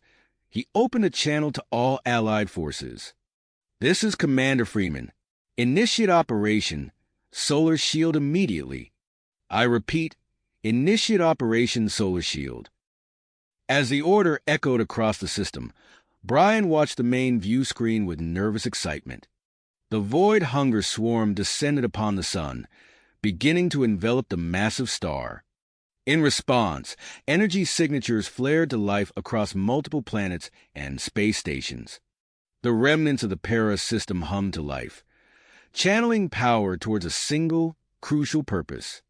As the Alliance forces scrambled to execute the operation, Brian knew that the next few moments would determine not just the outcome of the war, but the very future of their species in this sector of the galaxy.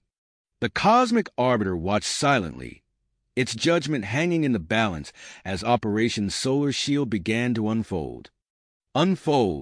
As the command echoed across the system, a flurry of activity erupted on every front.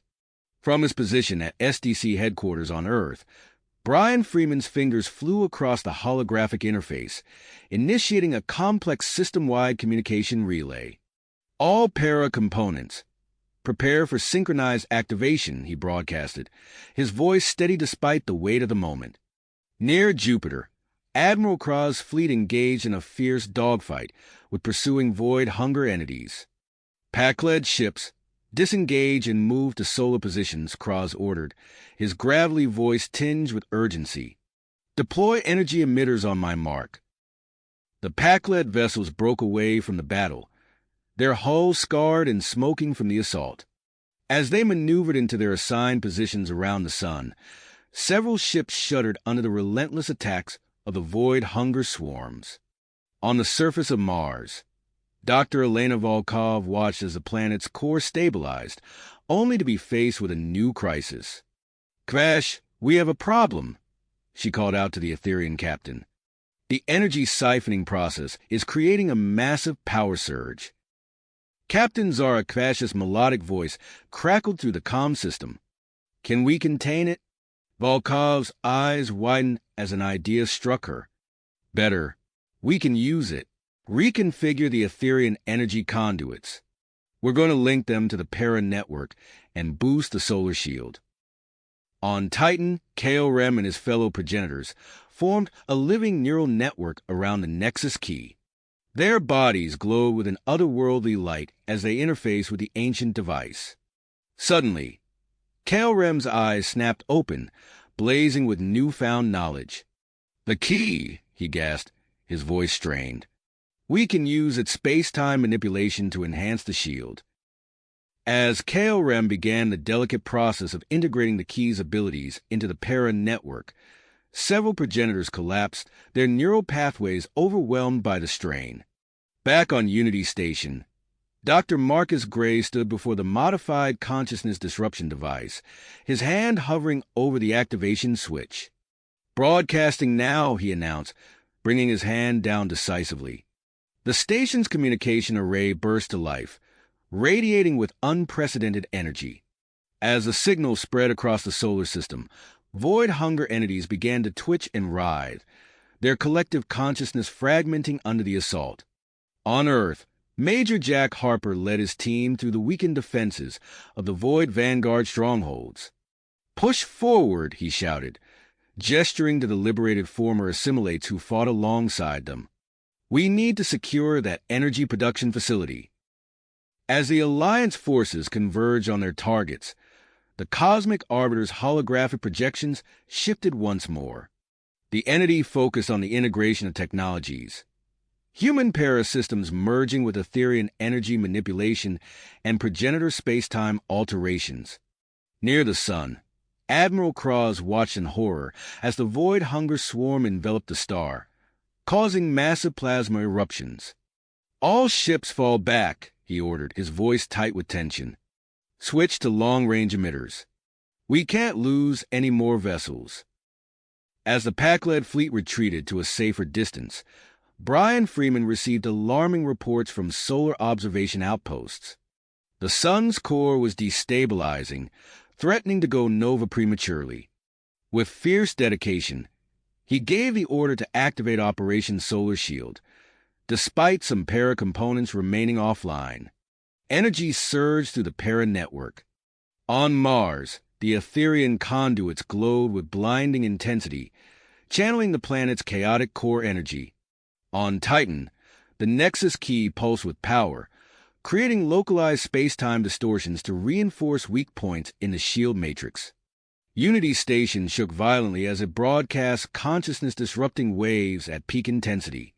A shimmering barrier began to form around the sun, starting as a faint outline before solidifying into a visible shell.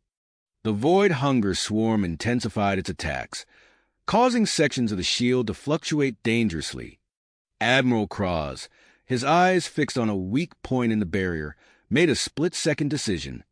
"This is Admiral Cross," he broadcast to his fleet. "I'm taking my flagship into the shield. Use your energy systems to reinforce the weak points. It's been an honor serving with you all." Without waiting for a response, Cross' ship plunged into the wavering section of the shield. Other Pac-led vessels followed suit, their captains sacrificing their ships to strengthen critical areas of the solar shield. As the barrier solidified, its effect on the trapped void hunger entities became apparent. The swarm inside began to lose cohesion, their energy-absorbing capabilities disrupted by the complex interplay of technologies within the shield. The Cosmic Arbiter's projections shifted once more, displaying potential outcomes of the conflict. Images of both destruction and survival flickered before the assembled forces, as if the entity was weighing the Alliance's actions on some cosmic scale. Brian Freeman, watching the events unfold from Earth, knew that their work was nowhere near the end. A significant portion of the Void Hunger swarm remained outside the shield, still posing a grave threat to the solar system. With Operation Solar Shield partially successful, the Alliance now faced the daunting task of eliminating the remaining swarm and proving their worthiness to the Cosmic Arbiter. As alarms blared and reports flooded in from across the system, Brian took a deep breath, steeling himself for the challenges ahead. The fate of the solar system hung in the balance, and the next few moments would determine whether humanity and its allies would survive to see another day. As the solar shield shimmered around the sun, partially containing the Void Hunger swarm, Brian Freeman's attention shifted to the urgent task at hand. The success of Operation Solar Shield was only the beginning. Now they faced the daunting challenge of eliminating the remaining threat. "Commander, we're detecting Void Hunger entities regrouping near Saturn," a sensor officer reported, her voice tense. Brian's eyes narrowed as he studied the holographic display. "Alert all Allied forces. We need to contain this immediately." A new voice crackled over the comms. "This is Captain Marcus Holloway. I've assumed command of the Pack-led fleet, following Admiral Cross." "Sacrifice." Brian nodded solemnly, remembering Cross' final, heroic act. "Captain Holloway, what's the status of our remaining ships?" "We're reorganizing now, Commander," Holloway replied. "I'm dividing the fleet into strike teams to engage the scattered Void Hunger forces." As Holloway outlined his strategy, Brian received an urgent transmission from Mars. Dr. Elena Volkov's face appeared on screen, her expression a mix of excitement and concern. "Freeman, we've stabilized the core, but we're experiencing widespread electromagnetic disturbances across the surface," Volkov reported. "It's affecting our energy siphoning operation." Before Brian could respond, Dr. Marcus Gray's voice cut in. "Commander, this is Gray on Unity Station. We're detecting an amplification of our consciousness disruption signal. It seems to be resonating with the Martian disturbances." Brian's mind raced, connecting the dots. "Gray, can you use this to our advantage?"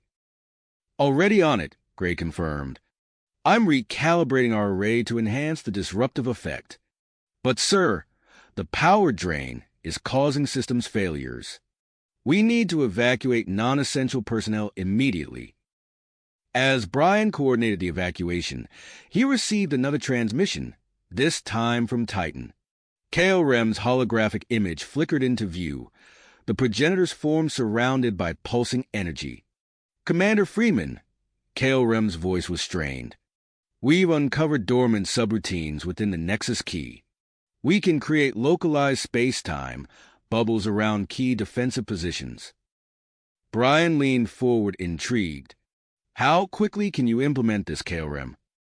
"We've already begun," the progenitor replied.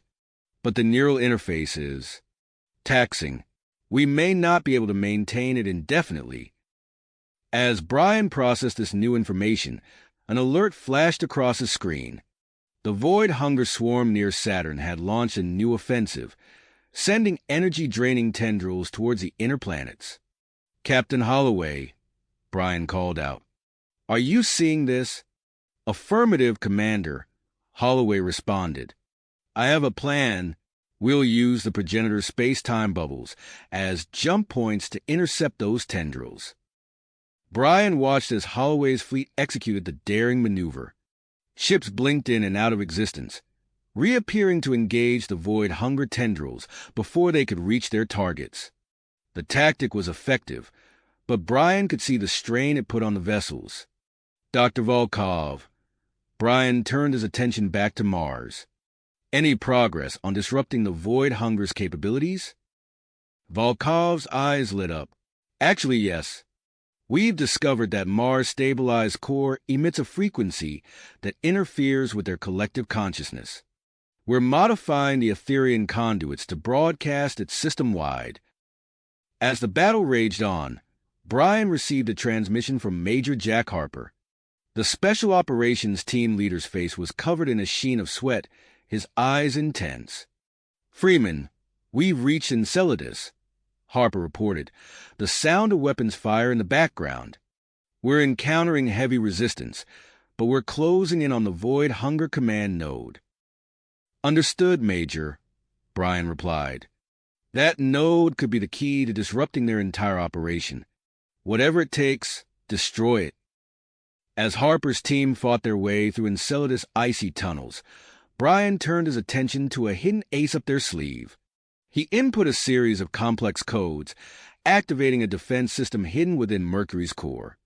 The smallest planet in the solar system suddenly came alive with energy. Powerful thermal shock waves emanated from Mercury, rippling through space and striking the void hunger entities. Where the waves hit, the creatures' energy absorption faltered, leaving them vulnerable. Brian watched the cosmic arbiter's holographic projections shift and change, depicting various potential futures for the solar system. The entities seemed to be weighing every action, every sacrifice made by the Alliance. As reports flooded in from across the system, Holloway's fleet pushing back the void hunger tendrils, Volkov's frequency disrupting the swarm's coordination, Harper's team closing in on the command node, Brian allowed himself a moment of cautious optimism. But he knew the battle was just getting started. The remaining void hunger swarm was still a significant threat, and the solar shield, while holding, was under constant strain. As he prepared to coordinate the next phase of their multi-pronged assault, Brian couldn't help but wonder what challenges lay ahead, and whether their efforts would be enough to sway the cosmic arbiter's final judgment. As the solar shield shimmered around the sun, partially containing the void hunger swarm, Brian Freeman's attention shifted to the urgent task at hand. "Commander, we've got a situation on Enceladus." Major Jack Harper's voice crackled through the comm system, his tone tense and urgent. "Our phase shift tech is interacting with the moon's composition. We're experiencing localized tremors." Brian leaned forward, his brow furrowing.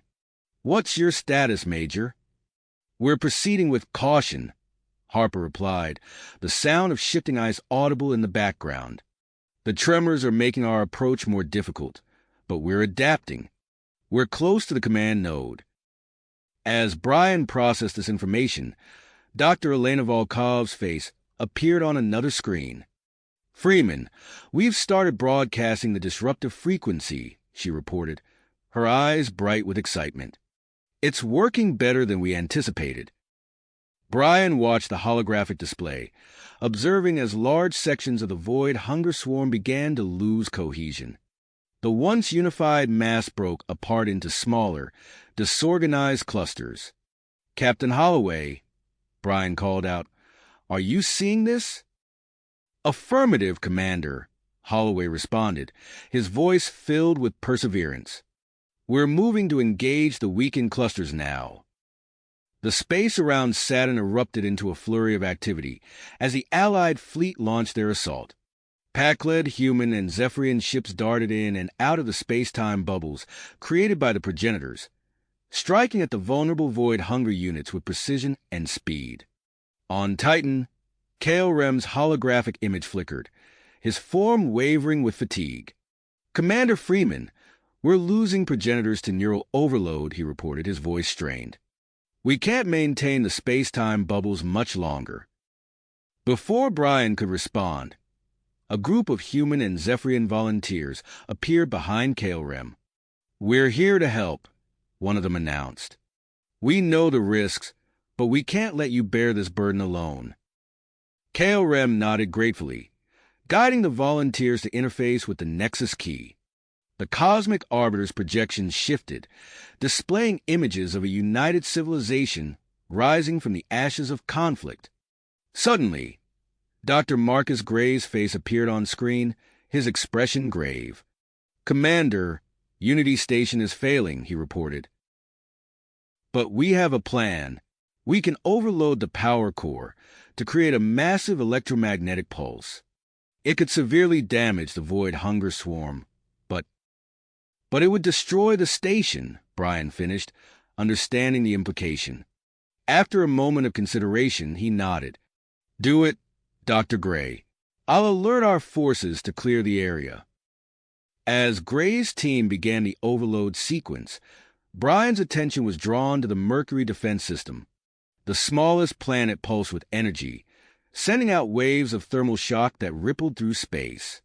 Where they struck, the void hunger entities faltered, their energy absorption disrupted. "Captain Holloway, now's our chance," Brian ordered. "Hit them with everything we've got." The Allied fleet surged forward, exploiting the window of vulnerability created by Mercury's defense system. Ships of all sizes unleashed a barrage of weapons fire, tearing into the weakened void hunger concentrations. On Enceladus, Major Harper and his team finally reached the central chamber of the command node. "We've found it, Commander," Harper reported, his voice hushed with awe. "It's like nothing we've ever seen before. Organic and mechanical, pulsing with energy." "Plant the charges, Major," Brian instructed. Destroying that node could be the key to severing the swarm's connection to its controlling intelligence. As Harper's team worked, the structure around them groaned and shifted. "The node's behavior is changing," Harper reported, his voice tense. "The energy patterns are becoming erratic. The whole place is starting to come apart." Before Brian could respond, Captain Holloway's voice cut in. "Commander, we've got a situation here. A group of void hunger entities has broken away from the main swarm. They're trying to communicate with us." Brian's eyes widened in surprise. "What are they saying?" "They seem confused," Holloway replied. "It's like they've developed individual awareness. They're expressing a desire to break free from the collective." Brian quickly conferred with Dr. Volkov and the remaining progenitor scientists. "This could be a game changer," Volkov said, her voice excited. "If we can study these individualized entities, we might find new weaknesses in the swarm." As Brian weighed his options, the Cosmic Arbiter's projections shifted once more, focusing on the potential long-term consequences of their actions. The fate of the solar system hung in the balance, with multiple critical events unfolding simultaneously across vast distances. Harper's team on Enceladus raced against time to plant their charges as the moon's structure threatened to collapse around them. Unity Station prepared for its final, desperate act of sacrifice. And in the space near Saturn, Allied ships cautiously approached a group of void hunger entities that sought to communicate. Brian Freeman took a deep breath, knowing that his next decisions would shape the course of the battle and potentially the future of their entire civilization. The Cosmic Arbiter watched silently, its judgment still unknown as the conflict reached its most critical phase. Brian Freeman's mind raced as he processed a flood of information coming from all fronts. The battle had reached a fever pitch, with critical events unfolding across the solar system. "Major Harper, what's your status?" Brian called out, his eyes fixed on the holographic display of Enceladus. Harper's voice crackled through the comm, punctuated by the sound of shifting ice. "Commander, we've reached the command node, but the moon's becoming increasingly unstable. We're adjusting our plan." On the display, Brian watched as Harper's team repositioned their explosive charges. The Major's voice came through again. "We're using the moon's fault lines to our advantage. It should amplify the blast and take out the node more effectively." As Harper's team worked, Brian's attention shifted to Unity Station. Dr. Marcus Gray's face appeared on screen, his expression grim but determined. "Commander, we're initiating the power core overload sequence. Non-essential personnel are evacuating now." Brian nodded, his throat tight. "Understood, Doctor. Your sacrifice won't be in vain." The feed from Unity Station showed the remaining crew boarding emergency shuttles. Gray and a small team stayed behind, their fingers flying over control panels as they managed the overload process. The station's structure groaned ominously, metal twisting under the immense energy buildup. In the space around Saturn, Captain Holloway's fleet engaged a fragmented void hunger swarm. Brian watched as Allied ships blinked in and out of existence, utilizing the progenitor's space-time bubbles to launch rapid attacks on vulnerable clusters. "Holloway, how are you holding up?" Brian asked. "We're making progress, Commander," Holloway replied, his voice strained but focused. "The disruptive frequency from Mars is giving us an edge. These hit-and-run tactics are working, but the bubbles are becoming less stable." On cue, a transmission from Titan cut in. KLREM's holographic image flickered wildly, the progenitors form barely holding together. "Commander Freeman, the Nexus key is becoming increasingly volatile. We're losing control of the space-time manipulations."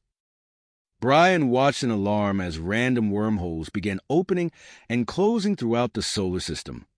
Allied ships and void hunger entities alike were caught in the chaos, their movements becoming erratic and unpredictable. "Dr. Volkov," Brian called out, "any updates from Mars?" Elena's face appeared, her eyes wide with excitement. "Freeman, you won't believe this. The planet's core energy output just spiked. It's amplifying our disruptive frequency broadcast exponentially." The holographic display confirmed her words. Large sections of the void hunger swarm were disintegrating rapidly, losing cohesion at an alarming rate. Suddenly, an alert flashed across Brian's screen. The thermal shock waves from Mercury's defense system were weakening. The void hunger was adapting. "Activate the solar satellite network," Brian ordered, his voice sharp. "Focus the energy beams on the largest remaining void hunger concentrations." As the battle raged on, a new development caught Brian's attention.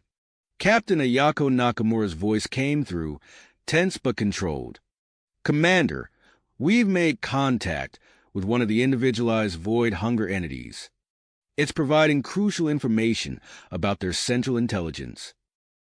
Before Brian could respond, Major Harper's urgent voice cut in. "Commander, we've placed the charges, but the moon's about to blow. The command node initiated a self-destruct sequence. We have minutes to get out of here." Brian's heart raced as he watched Harper's team make a mad dash for their extraction point. The tunnels of Enceladus collapsed around them, ice and rock raining down as they sprinted for safety. In orbit around the sun, the solar shield flickered ominously. Admiral Krau's gruff voice came through. "Freeman, the shield is failing. We're forming a secondary defensive line near Venus." As if the situation couldn't get any more intense, Unity Station began to break apart. Dr. Gray's final transmission came through, his voice calm despite the chaos around him. "It's been an honor, Commander. The pulse is ready. Godspeed." The station exploded in a brilliant flash of light, releasing a massive electromagnetic pulse that rippled across the solar system. Brian watched in awe as the pulse interacted with the Martian frequency and Mercury's defenses, creating a devastating wave that tore through the remaining void hunger forces. Amidst the chaos, a priority message from Titan caught Brian's attention. KLREM's weakened voice came through. "Commander, we've discovered a hidden function in the Nexus key. It could create a controlled singularity to remove the remaining void hunger threat, but the consequences could be dire." As Brian weighed this new information, the cosmic arbiter's projections shifted once more, showing potential futures branching out from this critical moment. The commander knew that his next decision could determine the fate of not just the solar system, but perhaps the entire galaxy. With the battle reaching its climax on multiple fronts, Brian Freeman prepared to make the call that would shape the future of their civilization. The void hunger threat was on the verge of defeat, but at what cost? And what unforeseen consequences might their actions unleash? Brian Freeman's eyes narrowed as he processed KLREM's words. The hidden function of the Nexus key could be their salvation or their doom. With a deep breath, he made his decision. "KLREM, initiate the controlled singularity," Brian ordered, his voice steady despite the weight of his choice. Divert all available power to Titan. We're going all in. Across the solar system, defensive systems flickered as energy was redirected to the Nexus Key. On Titan, KOREM, and the remaining progenitor scientists began the complex process of activating the device's hidden function. As the singularity began to form, Brian's attention snapped to the urgent transmission from Enceladus. Major Harper's voice crackled through the comm, punctuated by the sound of crumbling ice and rock. "Commander, the moon's tearing itself apart," Harper shouted. "We're cut off from our extraction point." On the holographic display, Brian watched as Harper's team navigated through a maze of collapsing tunnels. Suddenly, Harper's voice came through again. "Wait, I've got an idea. Team, activate your phase shift tech. We're going straight through." Brian held his breath as he watched the life signs of Harper's team flicker and then stabilize as they passed through solid ice walls. Moments later, Harper's relieved voice confirmed their success. "We made it, Commander. Extraction team. We're at the rendezvous point. Get us out of here." As Harper's team was whisked to safety, the destruction of the Enceladus command node sent shockwaves through the void hunger swarm.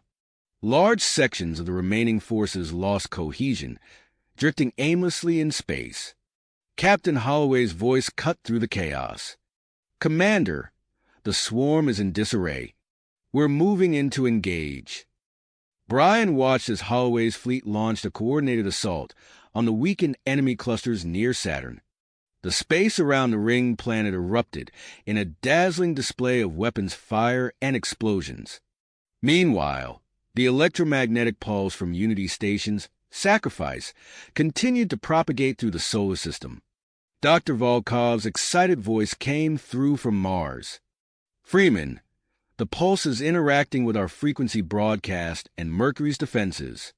It's creating a cascading effect." The holographic display confirmed her words, showing void hunger energy signatures diminishing across the system. Near Venus, Admiral Krau's gruff voice reported in. "Freeman, Solar Shield's integrity is falling. We're forming a secondary defensive line and redistributing power to stabilize the shield." As the battle raged on, Brian's attention was drawn back to Titan. The activation of the Nexus Key's hidden function was causing widespread gravitational anomalies. A visible distortion in space-time began to form near the moon. KOREM's strained voice came through. "Commander, the singularity is forming, but it's more powerful than we anticipated. We're struggling to maintain control." Before Brian could respond, urgent reports flooded in from across the system. The singularity's gravitational pull was affecting everything in its vicinity. Void hunger entities near Saturn were being drawn towards the anomaly, unable to resist its influence. Captain Holloway's voice crackled through, tense but controlled.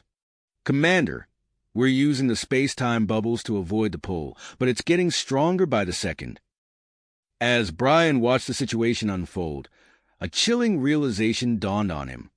If left unchecked, the singularity could potentially engulf a significant portion of the outer solar system.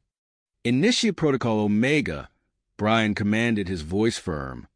"We need to contain the singularity before it's too late." As Allied forces scrambled to implement the last resort containment plan, a transmission from Major Harper's team caught Brian's attention. "Commander, we've got crucial data from the Enceladus command node. Transmitting now." The information from Harper's team quickly disseminated throughout the Allied fleet, providing valuable insights into the Void Hunger's weaknesses. Brian watched as Allied ships adjusted their targeting parameters, their attacks becoming more precise and devastating. Near Saturn, Captain Nakamura's voice came through, filled with excitement despite the chaos.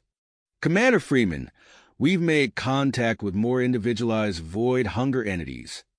We're developing a method to stabilize their consciousness. We might be able to turn them into allies." As hope began to rise, KOREM's pained voice cut through. Commander, the singularity. It's growing too fast. We can't control it. Brian watched in horror as the anomaly expanded, its influence reaching further into space. Suddenly, Kael'Rem's voice came through again, strained but determined. Wait, we have an idea. We're going to create counter-rotating singularities to stabilize the main one. The holographic display showed a series of smaller anomalies forming around the main singularity. For a moment, it seemed to work, the expansion slowing. But then alarms blared as several progenitor life signs on Titan flatlined. Kael'Rem report, Brian called out, his heart racing. We've stabilized it, Kael'Rem responded, his voice barely above a whisper. But the strain... Many of us couldn't handle it. We need help. As Brian processed this information, the cosmic arbiter's projections shifted once more. The images showed a solar system on the brink of both salvation and destruction. The void hunger threat was diminishing, but the consequences of their desperate measures threatened to create new, unforeseen dangers.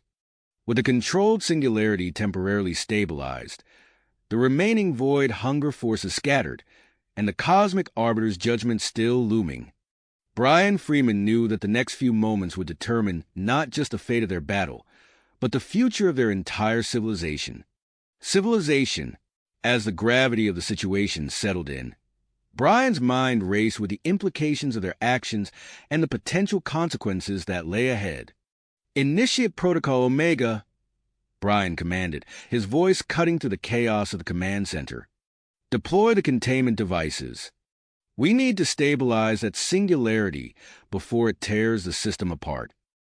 Across Earth and Mars, teams of human and progenitor scientists sprang into action. Launch platforms roared to life as specialized containment devices, the fruit of months of intense collaboration, rocketed towards Titan. Brian watched the holographic display as the devices spread out, forming a network of gravitational anchors around the growing anomaly. Commander Freeman, Major Harper's voice crackled through the comm. My team's back from Enceladus, and we've got something big. The data we recovered from the command node, it's a game changer. Brian's eyes narrowed. What have you found, Major? A critical weakness in the void hunger's energy absorption process, Harper replied, his voice tinged with excitement. We think we can exploit it to neutralize the remaining swarms. Without hesitation, Brian relayed the information to Admiral Cross and Captain Holloway. Reconfigure your weapon systems, he ordered. Target the specific frequency Harper's team identified. Let's hit them where it hurts. Near Saturn, the Allied fleet ships hummed with activity as crews worked feverishly to implement the new strategy. Energy weapons pulsed with a recalibrated frequency, tearing through the void hunger swarms with unprecedented effectiveness. On Mars, Dr. Volkov's voice cut through the comms, breathless with excitement. Commander, we've done it. We've amplified the planet's core-generated frequency. Transmission towers are going live across the surface. We're about to light up the entire system with the signal. As the Martian broadcast array powered up, Brian watched the holographic display in awe. Waves of disruptive energy washed across the solar system, causing the remaining void hunger entities to writhe and disintegrate. The cosmic arbiter's projections shifted once more, showcasing a dizzying array of potential futures. Brian forced himself to focus on the immediate crisis at hand. Kael'Rem, status report on the singularity, he demanded. The progenitor's voice came through, weak but determined. The gravitational anchors are working, Commander. We're stabilizing the anomaly, but the mental strain. It's overwhelming. We've lost more of our team. Brian's heart made. Hold on, Kael'Rem. We're not out of this yet. A priority message from Captain Nakamura flashed across the screen. Commander, the rehabilitated void hunger entities. They're emitting a unique energy signature. It's disrupting the swarm's coordination. We can use them. Do it, Brian ordered without hesitation. Deploy them as an electronic warfare asset. Let's push our advantage. As the battle raged on, the combined assault of the Martian frequency, the reconfigured weapons, and the interference from the rehabilitated entities tore through the void hunger forces. Swaths of the enemy swarm dissolved into nothingness, unable to maintain cohesion under the relentless attack. For a moment, hope surged through Brian's veins. But the feeling was short-lived as alarms blared across the command center. "Commander," Lieutenant Rodriguez shouted. "Massive energy buildup detected near Jupiter. The void hunger. They're concentrating their remaining forces." Brian's blood ran cold as he processed the implications. The enemy's Central Intelligence, facing defeat, was making one last, desperate play. "They're going to try to take us all out," he muttered, his mind racing. Turning to his team, he barked out orders. "Redirect all available forces to Jupiter. We need to intercept that cluster before it reaches critical mass." As ships across the system altered course, Brian made a decision that could alter the course of the war. "Authorize the use of Project Kronos," he commanded, his voice steady despite the weight of the choice. The experimental time dilation device, developed in utmost secrecy by SDC scientists, was their last, best hope of averting catastrophe. "I'll take it." Major Harper's voice came through, resolute. "My team can get it there fastest." Brian nodded, knowing the risks Harper and his team would be taking. "Godspeed, Major. The fate of the system is in your hands." As Harper's stealth transport streaked towards Jupiter, the massive void hunger cluster continued to grow, its energy readings off the charts. The cosmic arbiter's projections flickered rapidly, showcasing timelines branching out in countless directions. Brian Freeman stood at the center of the command hub, his eyes fixed on the holographic display. The controlled singularity on Titan pulsed ominously, held in check by the gravitational anchors. The rehabilitated void hunger entities swarmed through space, disrupting their former allies. And racing towards Jupiter, barely visible on the sensors, was Harper's ship, carrying humanity's last hope. The commander took a deep breath, knowing that the next few moments would determine not just the outcome of the battle, but the very future of their civilization. The void hunger's last-ditch effort was unfolding, and the Alliance's response would shape the destiny of the solar system for generations to come. Come, as the gravity of the situation settled in, Brian's mind raced with the implications of their actions and the potential consequences that lay ahead. Suddenly, alarms blared across the command center, jolting Brian from his thoughts. Lieutenant Rodriguez's voice cut through the chaos. "Commander, massive energy buildup detected near Jupiter. The void hunger. They're concentrating their remaining forces." Brian's eyes snapped to the holographic display, his heart sinking as he processed the implications. The enemy's Central Intelligence, facing defeat, was making one last, desperate play. "They're going to try to take us all out," he muttered, his mind racing. Turning to his team, he barked out orders. "Redirect all available forces to Jupiter. We need to intercept that cluster before it reaches critical mass." As ships across the system altered course, Brian made a decision that could alter the course of the war. "Authorize the use of Project Kronos," he commanded, his voice steady despite the weight of the choice. "I'll take it." Major Harper's voice came through, resolute.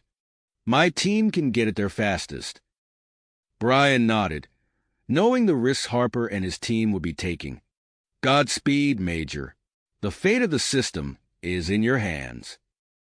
Harper's stealth transport streaked across the vast expanse of space, pushing its engines to their absolute limit. The experimental time dilation device, their last hope against the void hunger's final assault, sat secured in the ship's hold. As they approached Jupiter, the transport sensors lit up with warnings. The massive gas giant's shattered moons had left a treacherous field of debris in their wake. Harper gripped his seat as the pilot executed a series of heart-stopping maneuvers, narrowly avoiding collisions that would have spelled certain doom for their mission. "Status report on the Void Hunger Cluster," Harper demanded, his eyes fixed on the rapidly approaching ball of swirling energy. "Energy readings are off the charts, sir," his science officer replied, her voice tense. "The cluster's density is increasing exponentially. We're running out of time." Harper tightened fists. "Take us in closer. We need to deploy the device at the cluster's core for maximum effect." As the transport dove toward the pulsating mass of void hunger entities, Harper and his team donned their specialized protective suits. The ship's hull groaned under the immense pressure, shields flickering dangerously as they penetrated the outer layers of the cluster. "This is as far as we can go, sir," the pilot called out, his hands white-knuckled on the controls. "Any closer and we'll be torn apart." Harper nodded grimly. "Understood. Team, prepare for EVA. We'll take the device in manually." The airlock hissed open, and Harper led his team into the swirling chaos of the Void Hunger Cluster. The time dilation device, held securely between them, hummed with potential energy. As they activated their suit thrusters, propelling themselves towards the cluster's core, Harper couldn't help but marvel at the otherworldly beauty of their surroundings. Streams of pure energy danced around them, creating patterns that defied human comprehension. Suddenly, a tendril of raw power lashed out, striking one of Harper's team members. The soldier's suit ruptured with a silent flash, exposing him to the unfiltered energy of the void hunger. Without hesitation, Harper grabbed the wounded team member and shoved him back towards the transport. "Get him out of here," Harper shouted over the comm. "The rest of you with me. We finish this now." As they pushed deeper into the cluster's core, the device began to pulse in sync with the surrounding energy. Harper's hands flew over the controls, initiating the activation sequence. A shimmering field of distorted space-time began to form around them, but the intense energy of the cluster threatened to destabilize it before it could take effect. "Sir, the calibration's off," one of his team members called out. "The energy interference is too strong." Harper's mind raced. They had one shot at this, and failure wasn't an option. In a split-second decision, he accessed the suit's computer and began manually overriding the device's safety protocols. "What are you doing?" his second-in-command asked, alarm evident in her voice. "What needs to be done?" Harper replied grimly. "I'm recalibrating the field to account for the energy fluctuations. But someone needs to stay with the device to maintain stability." Realization dawned on his team's faces. "Sir, no." "That's an order." Harper cut them off. "Get back to the transport. Now." As his team reluctantly retreated, Harper focused all his attention on the device. His fingers danced across the holographic interface, making minute adjustments as the time dilation field expanded. The cluster's pulsations began to slow, its imminent detonation frozen in time. Harper's suit systems blared warnings as the intense energy took its toll. He gritted his teeth, fighting to maintain consciousness as he kept the device functioning. Through the shimmering field, he could see his transport pulling away, carrying his team to safety. Across the solar system, Allied forces watched in awe as the Jupiter cluster seemed to freeze in place. On the bridge of his flagship, Captain Holloway let out a whoop of triumph. They did it. The madmen actually did it. But Brian Freeman, watching from SDC headquarters on Earth, knew the battle was just getting started. The time dilation field stability remained uncertain, and Major Harper was still trapped at its core. As he opened his mouth to issue new orders, a priority message flashed across his screen. The Cosmic Arbiter, silent throughout the chaos of the battle, had chosen this moment to deliver its judgment. Brian's heart raced as he prepared to face the entity's decision, a verdict that would determine the fate of humanity and its allies in this sector of the galaxy. As the message began to play, a massive energy surge from the Jupiter cluster temporarily disrupted all communications in the solar system. Brian's screen went dark, leaving him and the rest of humanity in suspense, waiting to learn if their high-stakes endeavor had earned them the right to exist or sealed their doom. In the eerie silence that followed, Brian Freeman stood at the center of the command hub, his eyes fixed on the holographic display. The controlled singularity on Titan pulsed ominously, held in check by the gravitational anchors. The rehabilitated void hunger entities swarmed through space, disrupting their former allies. And at the heart of the frozen Jupiter cluster, Major Harper fought a solitary battle to keep the time dilation device functioning, his fate hanging in the balance. The solar system held its breath, poised on the knife edge between victory and annihilation.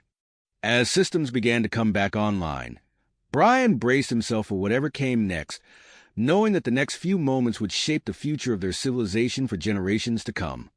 As systems began to come back online, the command center erupted into a flurry of activity.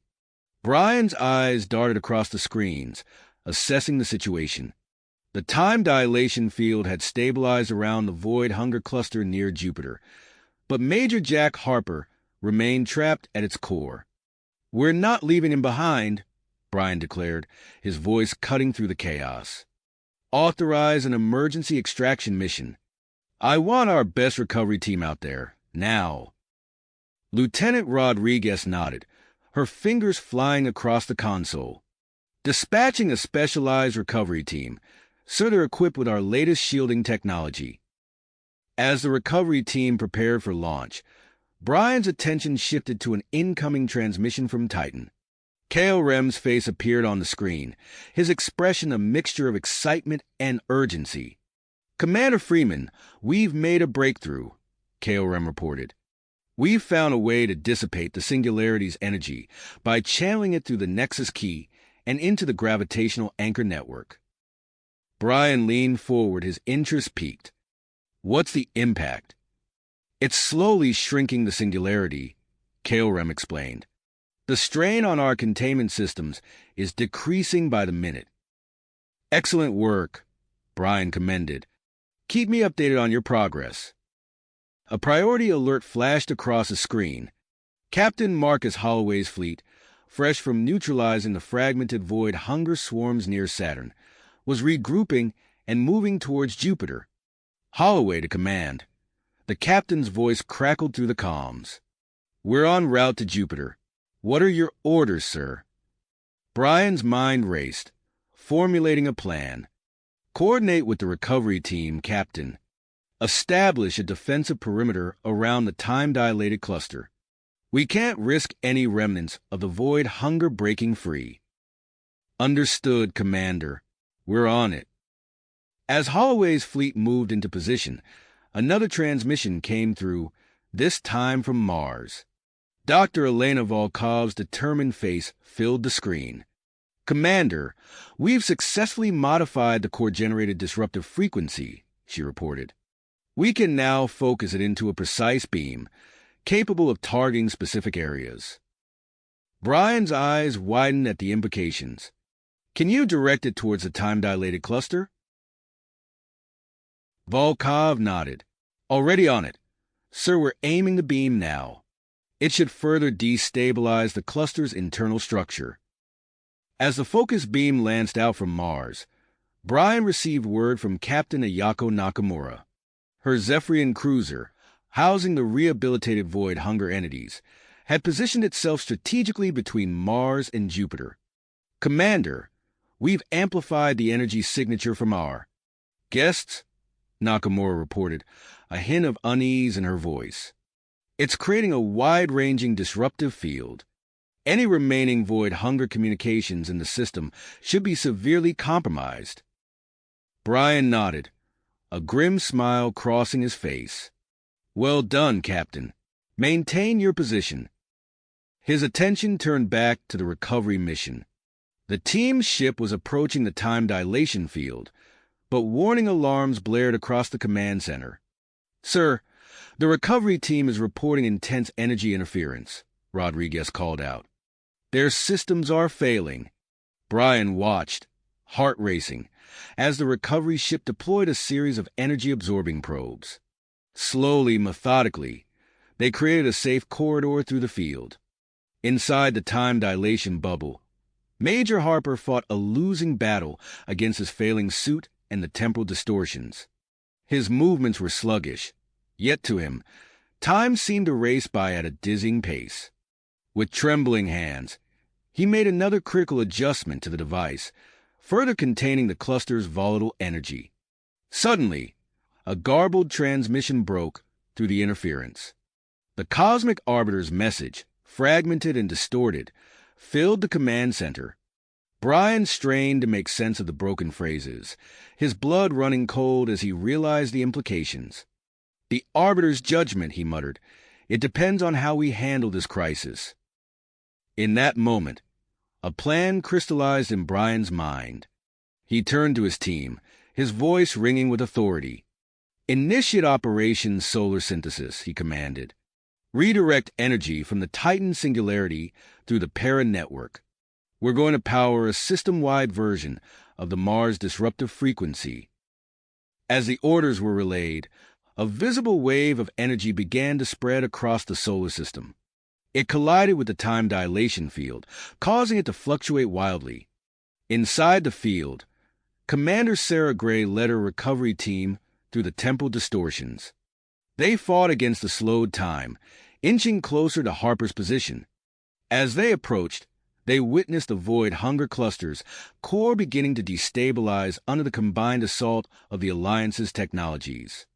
Gray reached Harper, finding him barely conscious, his suit on the verge of failure.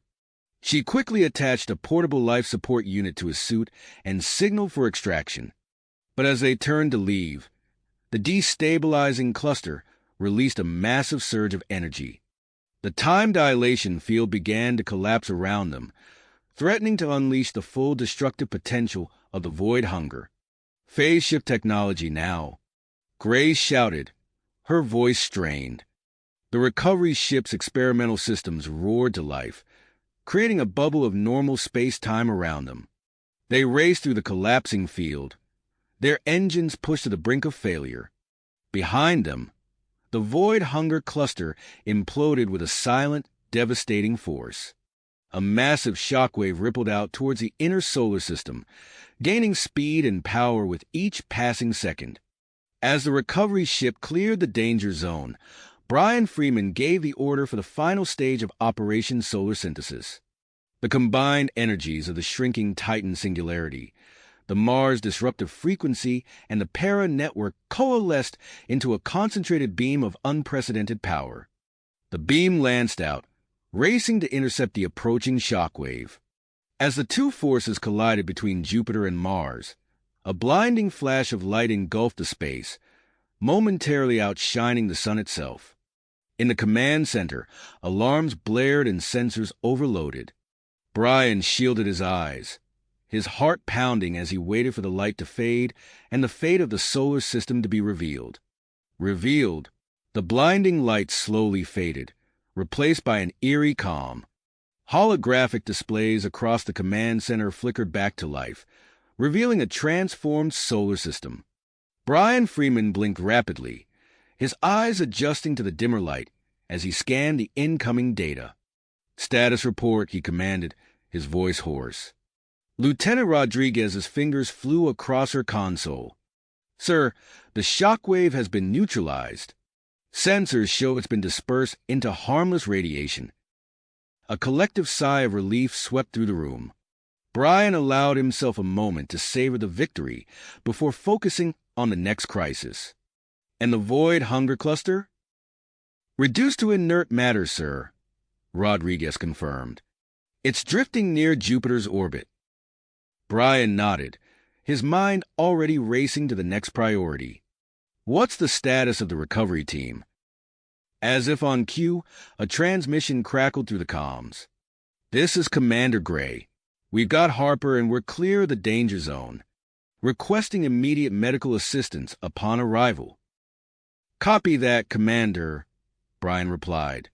"Medical teams are standing by. Get him here as fast as you can." He turned to Rodriguez.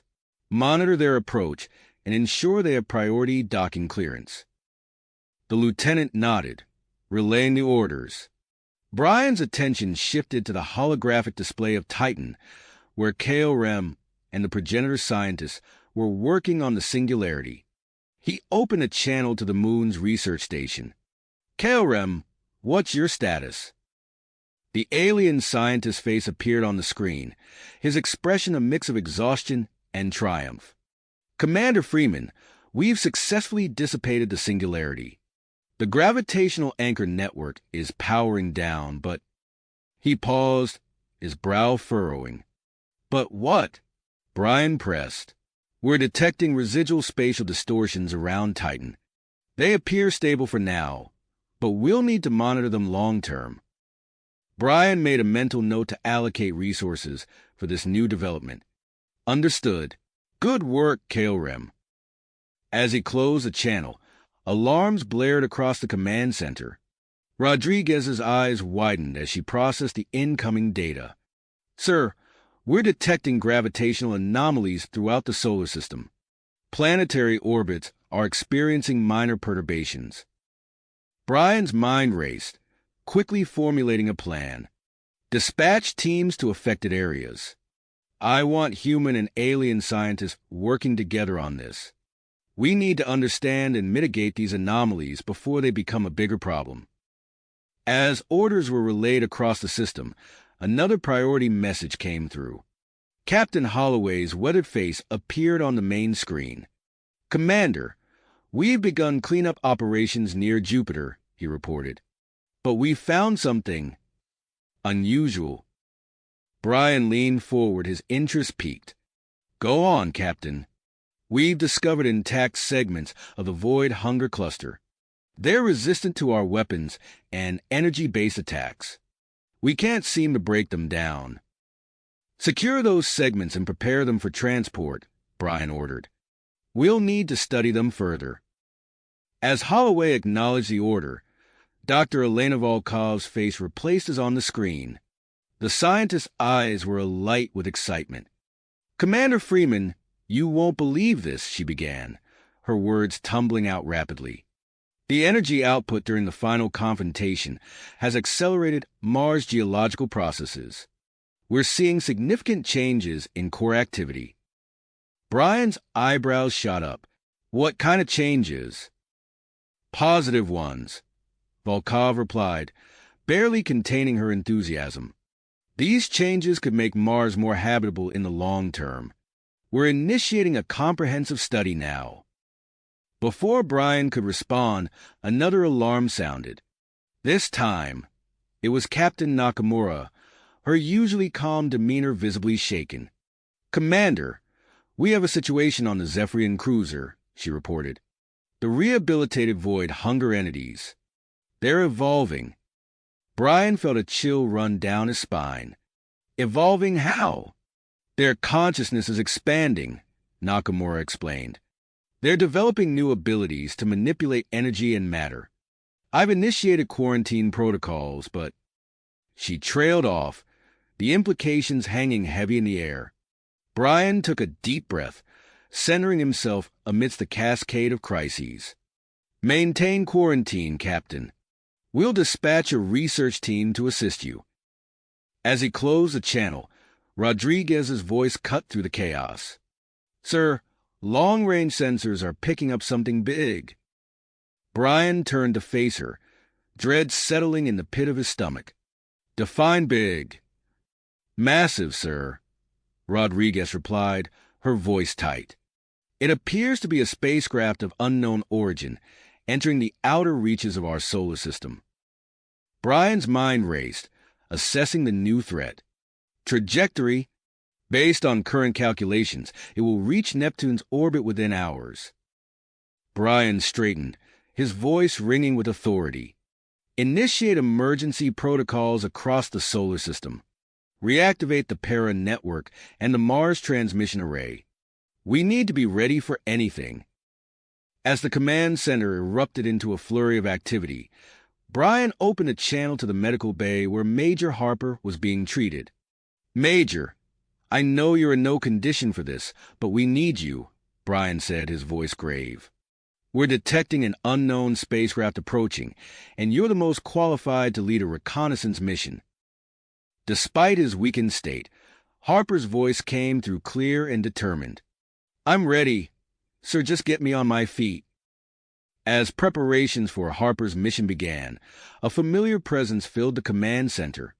The cosmic arbiter's ethereal voice echoed through the room. "Humans and allies of the solar system," it intoned. "Your response to this final test will weigh heavily in our judgment. The fate of your civilization hangs in the balance." Brian Freeman stood at the center of the command hub, surrounded by a whirlwind of activity. As Major Harper's team boarded their advanced stealth vessel, Brian's gaze swept across the holographic displays showing the solar system's defensive positions. The Alliance forces stood ready, poised on the brink of another potential conflict. But this time, it wasn't just their immediate survival at stake. The cosmic arbiter's judgment loomed over them, adding an extra layer of tension to an already fraught situation.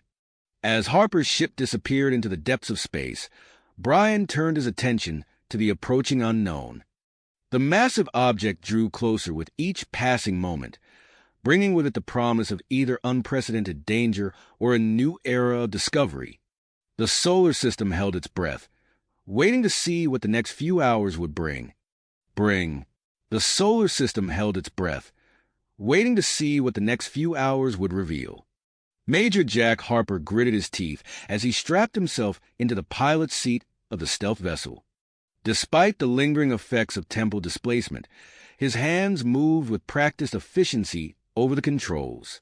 His team, a mix of human and alien specialists, settled into their positions around him. "All systems go," Harper's second-in-command, Lieutenant Zara, reported.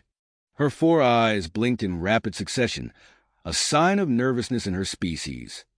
Harper nodded, his gaze fixed on the console. "Initiating stealth protocols. Let's see what we're dealing with." The ship slipped away from the Alliance's defensive perimeter, its advanced cloaking technology rendering it virtually invisible to both conventional and exotic sensors. As they approached Neptune's orbit, the massive unknown spacecraft came into view. "My God," whispered Dr. Elias Chun, the xenobiologist. It's beautiful." The alien vessel defied easy description. It seemed to shimmer and shift, its surface a kaleidoscope of colors and patterns that hurt the eyes to look at directly. As they drew closer, Harper could see that what he had initially taken for hull plating was actually a living, breathing material.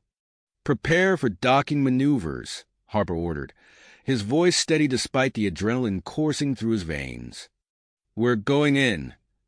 With expert precision, Harper guided their ship towards what appeared to be an access point on the alien craft. As they made contact, the surface of the larger vessel seemed to ripple in part, allowing them entry. The interior of the alien ship was a marvel of biomechanical engineering. Corridors pulsed with bioluminescent light, and what looked like veins and arteries carried unknown fluids throughout the structure. The air was thick with an otherworldly scent, reminiscent of ozone and something unidentifiably alien. "Atmosphere is breathable," Lieutenant Zara reported, checking her instruments. "Gravity is Earth normal." Harper nodded, unstrapping himself from his seat. "All right, team, let's move out. Stay alert and—" His words were cut off as a powerful psychic presence flooded their minds. Harper staggered, barely keeping his footing as waves of alien thought patterns washed over him. "We are the Celestial Guardian." A voice echoed in their heads, each word reverberating with ancient power.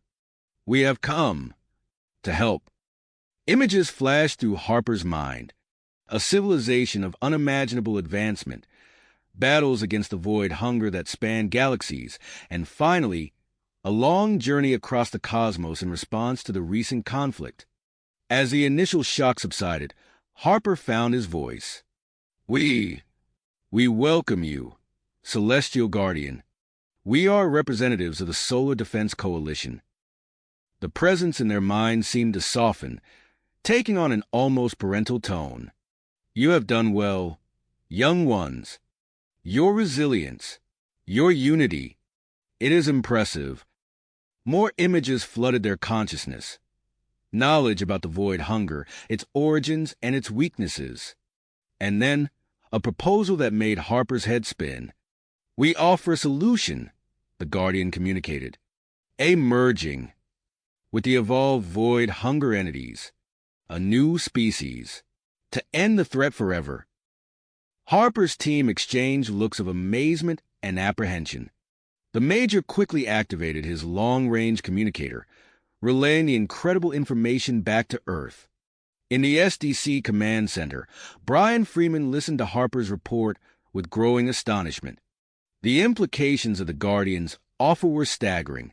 He turned to the holographic representations of Alliance leaders, their faces a mix of hope and concern. "We need to make a decision," Freeman said, his voice grave. "The potential benefits are enormous, but so are the risks." After a brief but intense discussion, a consensus was reached. Freeman turned back to the communication channel with Harper. "Major, you have a go," he said, his voice firm. "Initiate the merger." Harper acknowledged the order and relayed it to the Celestial Guardian. The alien presence seemed to pulse with approval. "Prepare yourselves," the Guardian communicated. "The transformation begins." As Harper and his team watched in awe, ethereal tendrils of energy extended from the Guardian's vessel, reaching out towards the distant form of Captain Nakamura's ship, which had been rapidly dispatched to their location. The moment the tendrils made contact with Nakamura's ship, a blinding light erupted, engulfing both vessels. Harper shielded his eyes, feeling waves of energy wash over him. Throughout the solar system, sensors overloaded and communication systems crackled with interference. On Earth, Mars, and the various outposts and stations, people watched their screens in a mixture of fear and wonder as the light show unfolded near Neptune. As the intense luminescence began to fade, Harper blinked, trying to clear the spots from his vision. Where two distinct entities had been before, there was now a single, shimmering presence. It seemed to exist in multiple dimensions at once, its form shifting and changing in ways that defied human perception. "We are the Harmonic Overseer." A new voice resonated in their minds, somehow familiar yet utterly alien. "We are the synthesis of ancient wisdom, adaptive power, and the diversity of your alliance. We shall seek out and neutralize the void hunger threat wherever it may lurk in the cosmos." Harper watched in amazement as the Harmonic Overseer turned its attention to the solar system. With what seemed like mere thoughts, it began to address the lingering issues caused by the recent conflict. The gravitational anomalies that had been wreaking havoc on planetary orbits suddenly stabilized. On Mars, the accelerated geological processes took an unprecedented leap forward, transforming the red planet into a habitable world in a matter of moments. The spatial distortions around Titan vanished as if they had never existed.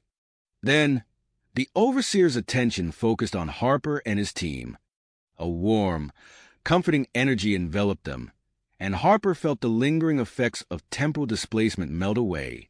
He stood straighter, feeling healthier and more vital than he had in years. As the Harmonic Overseer prepared to depart, a familiar presence manifested in the command center on Earth and in the minds of Harper's team. The Cosmic Arbiter had returned, its judgment ready. "Humanity and its allies," the Arbiter's voice rang out, filled with approval. "You have proven yourselves worthy, not just of existence, but of a leading role in galactic affairs." The Arbiter paused, its presence seeming to grow warmer. "Our task is complete. We shall now enter dormancy, but not before gifting you with knowledge to aid your future." As the Arbiter's presence began to fade, streams of information flooded the Alliance's databases. Advanced technology, scientific breakthroughs, and cosmic knowledge beyond their wildest dreams. The Harmonic Overseer's voice echoed one last time in their minds. We depart now to safeguard the universe. But know that you are not alone. The cosmos awaits you. With that, both the Overseer and the Arbiter vanished, leaving behind a profoundly changed solar system and an alliance standing on the brink of a new era.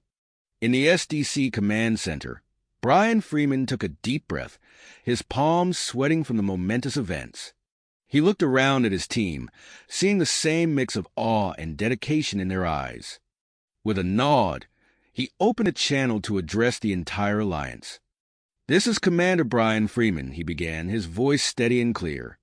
"As of this moment, I officially declare an end to the Void Hunger conflict." You have reached the end of the story. If you enjoyed this story and want to support us, please leave a like and subscribe to our channel, and for every comment that says 88, I will heart every single one of them. Thank you for your time.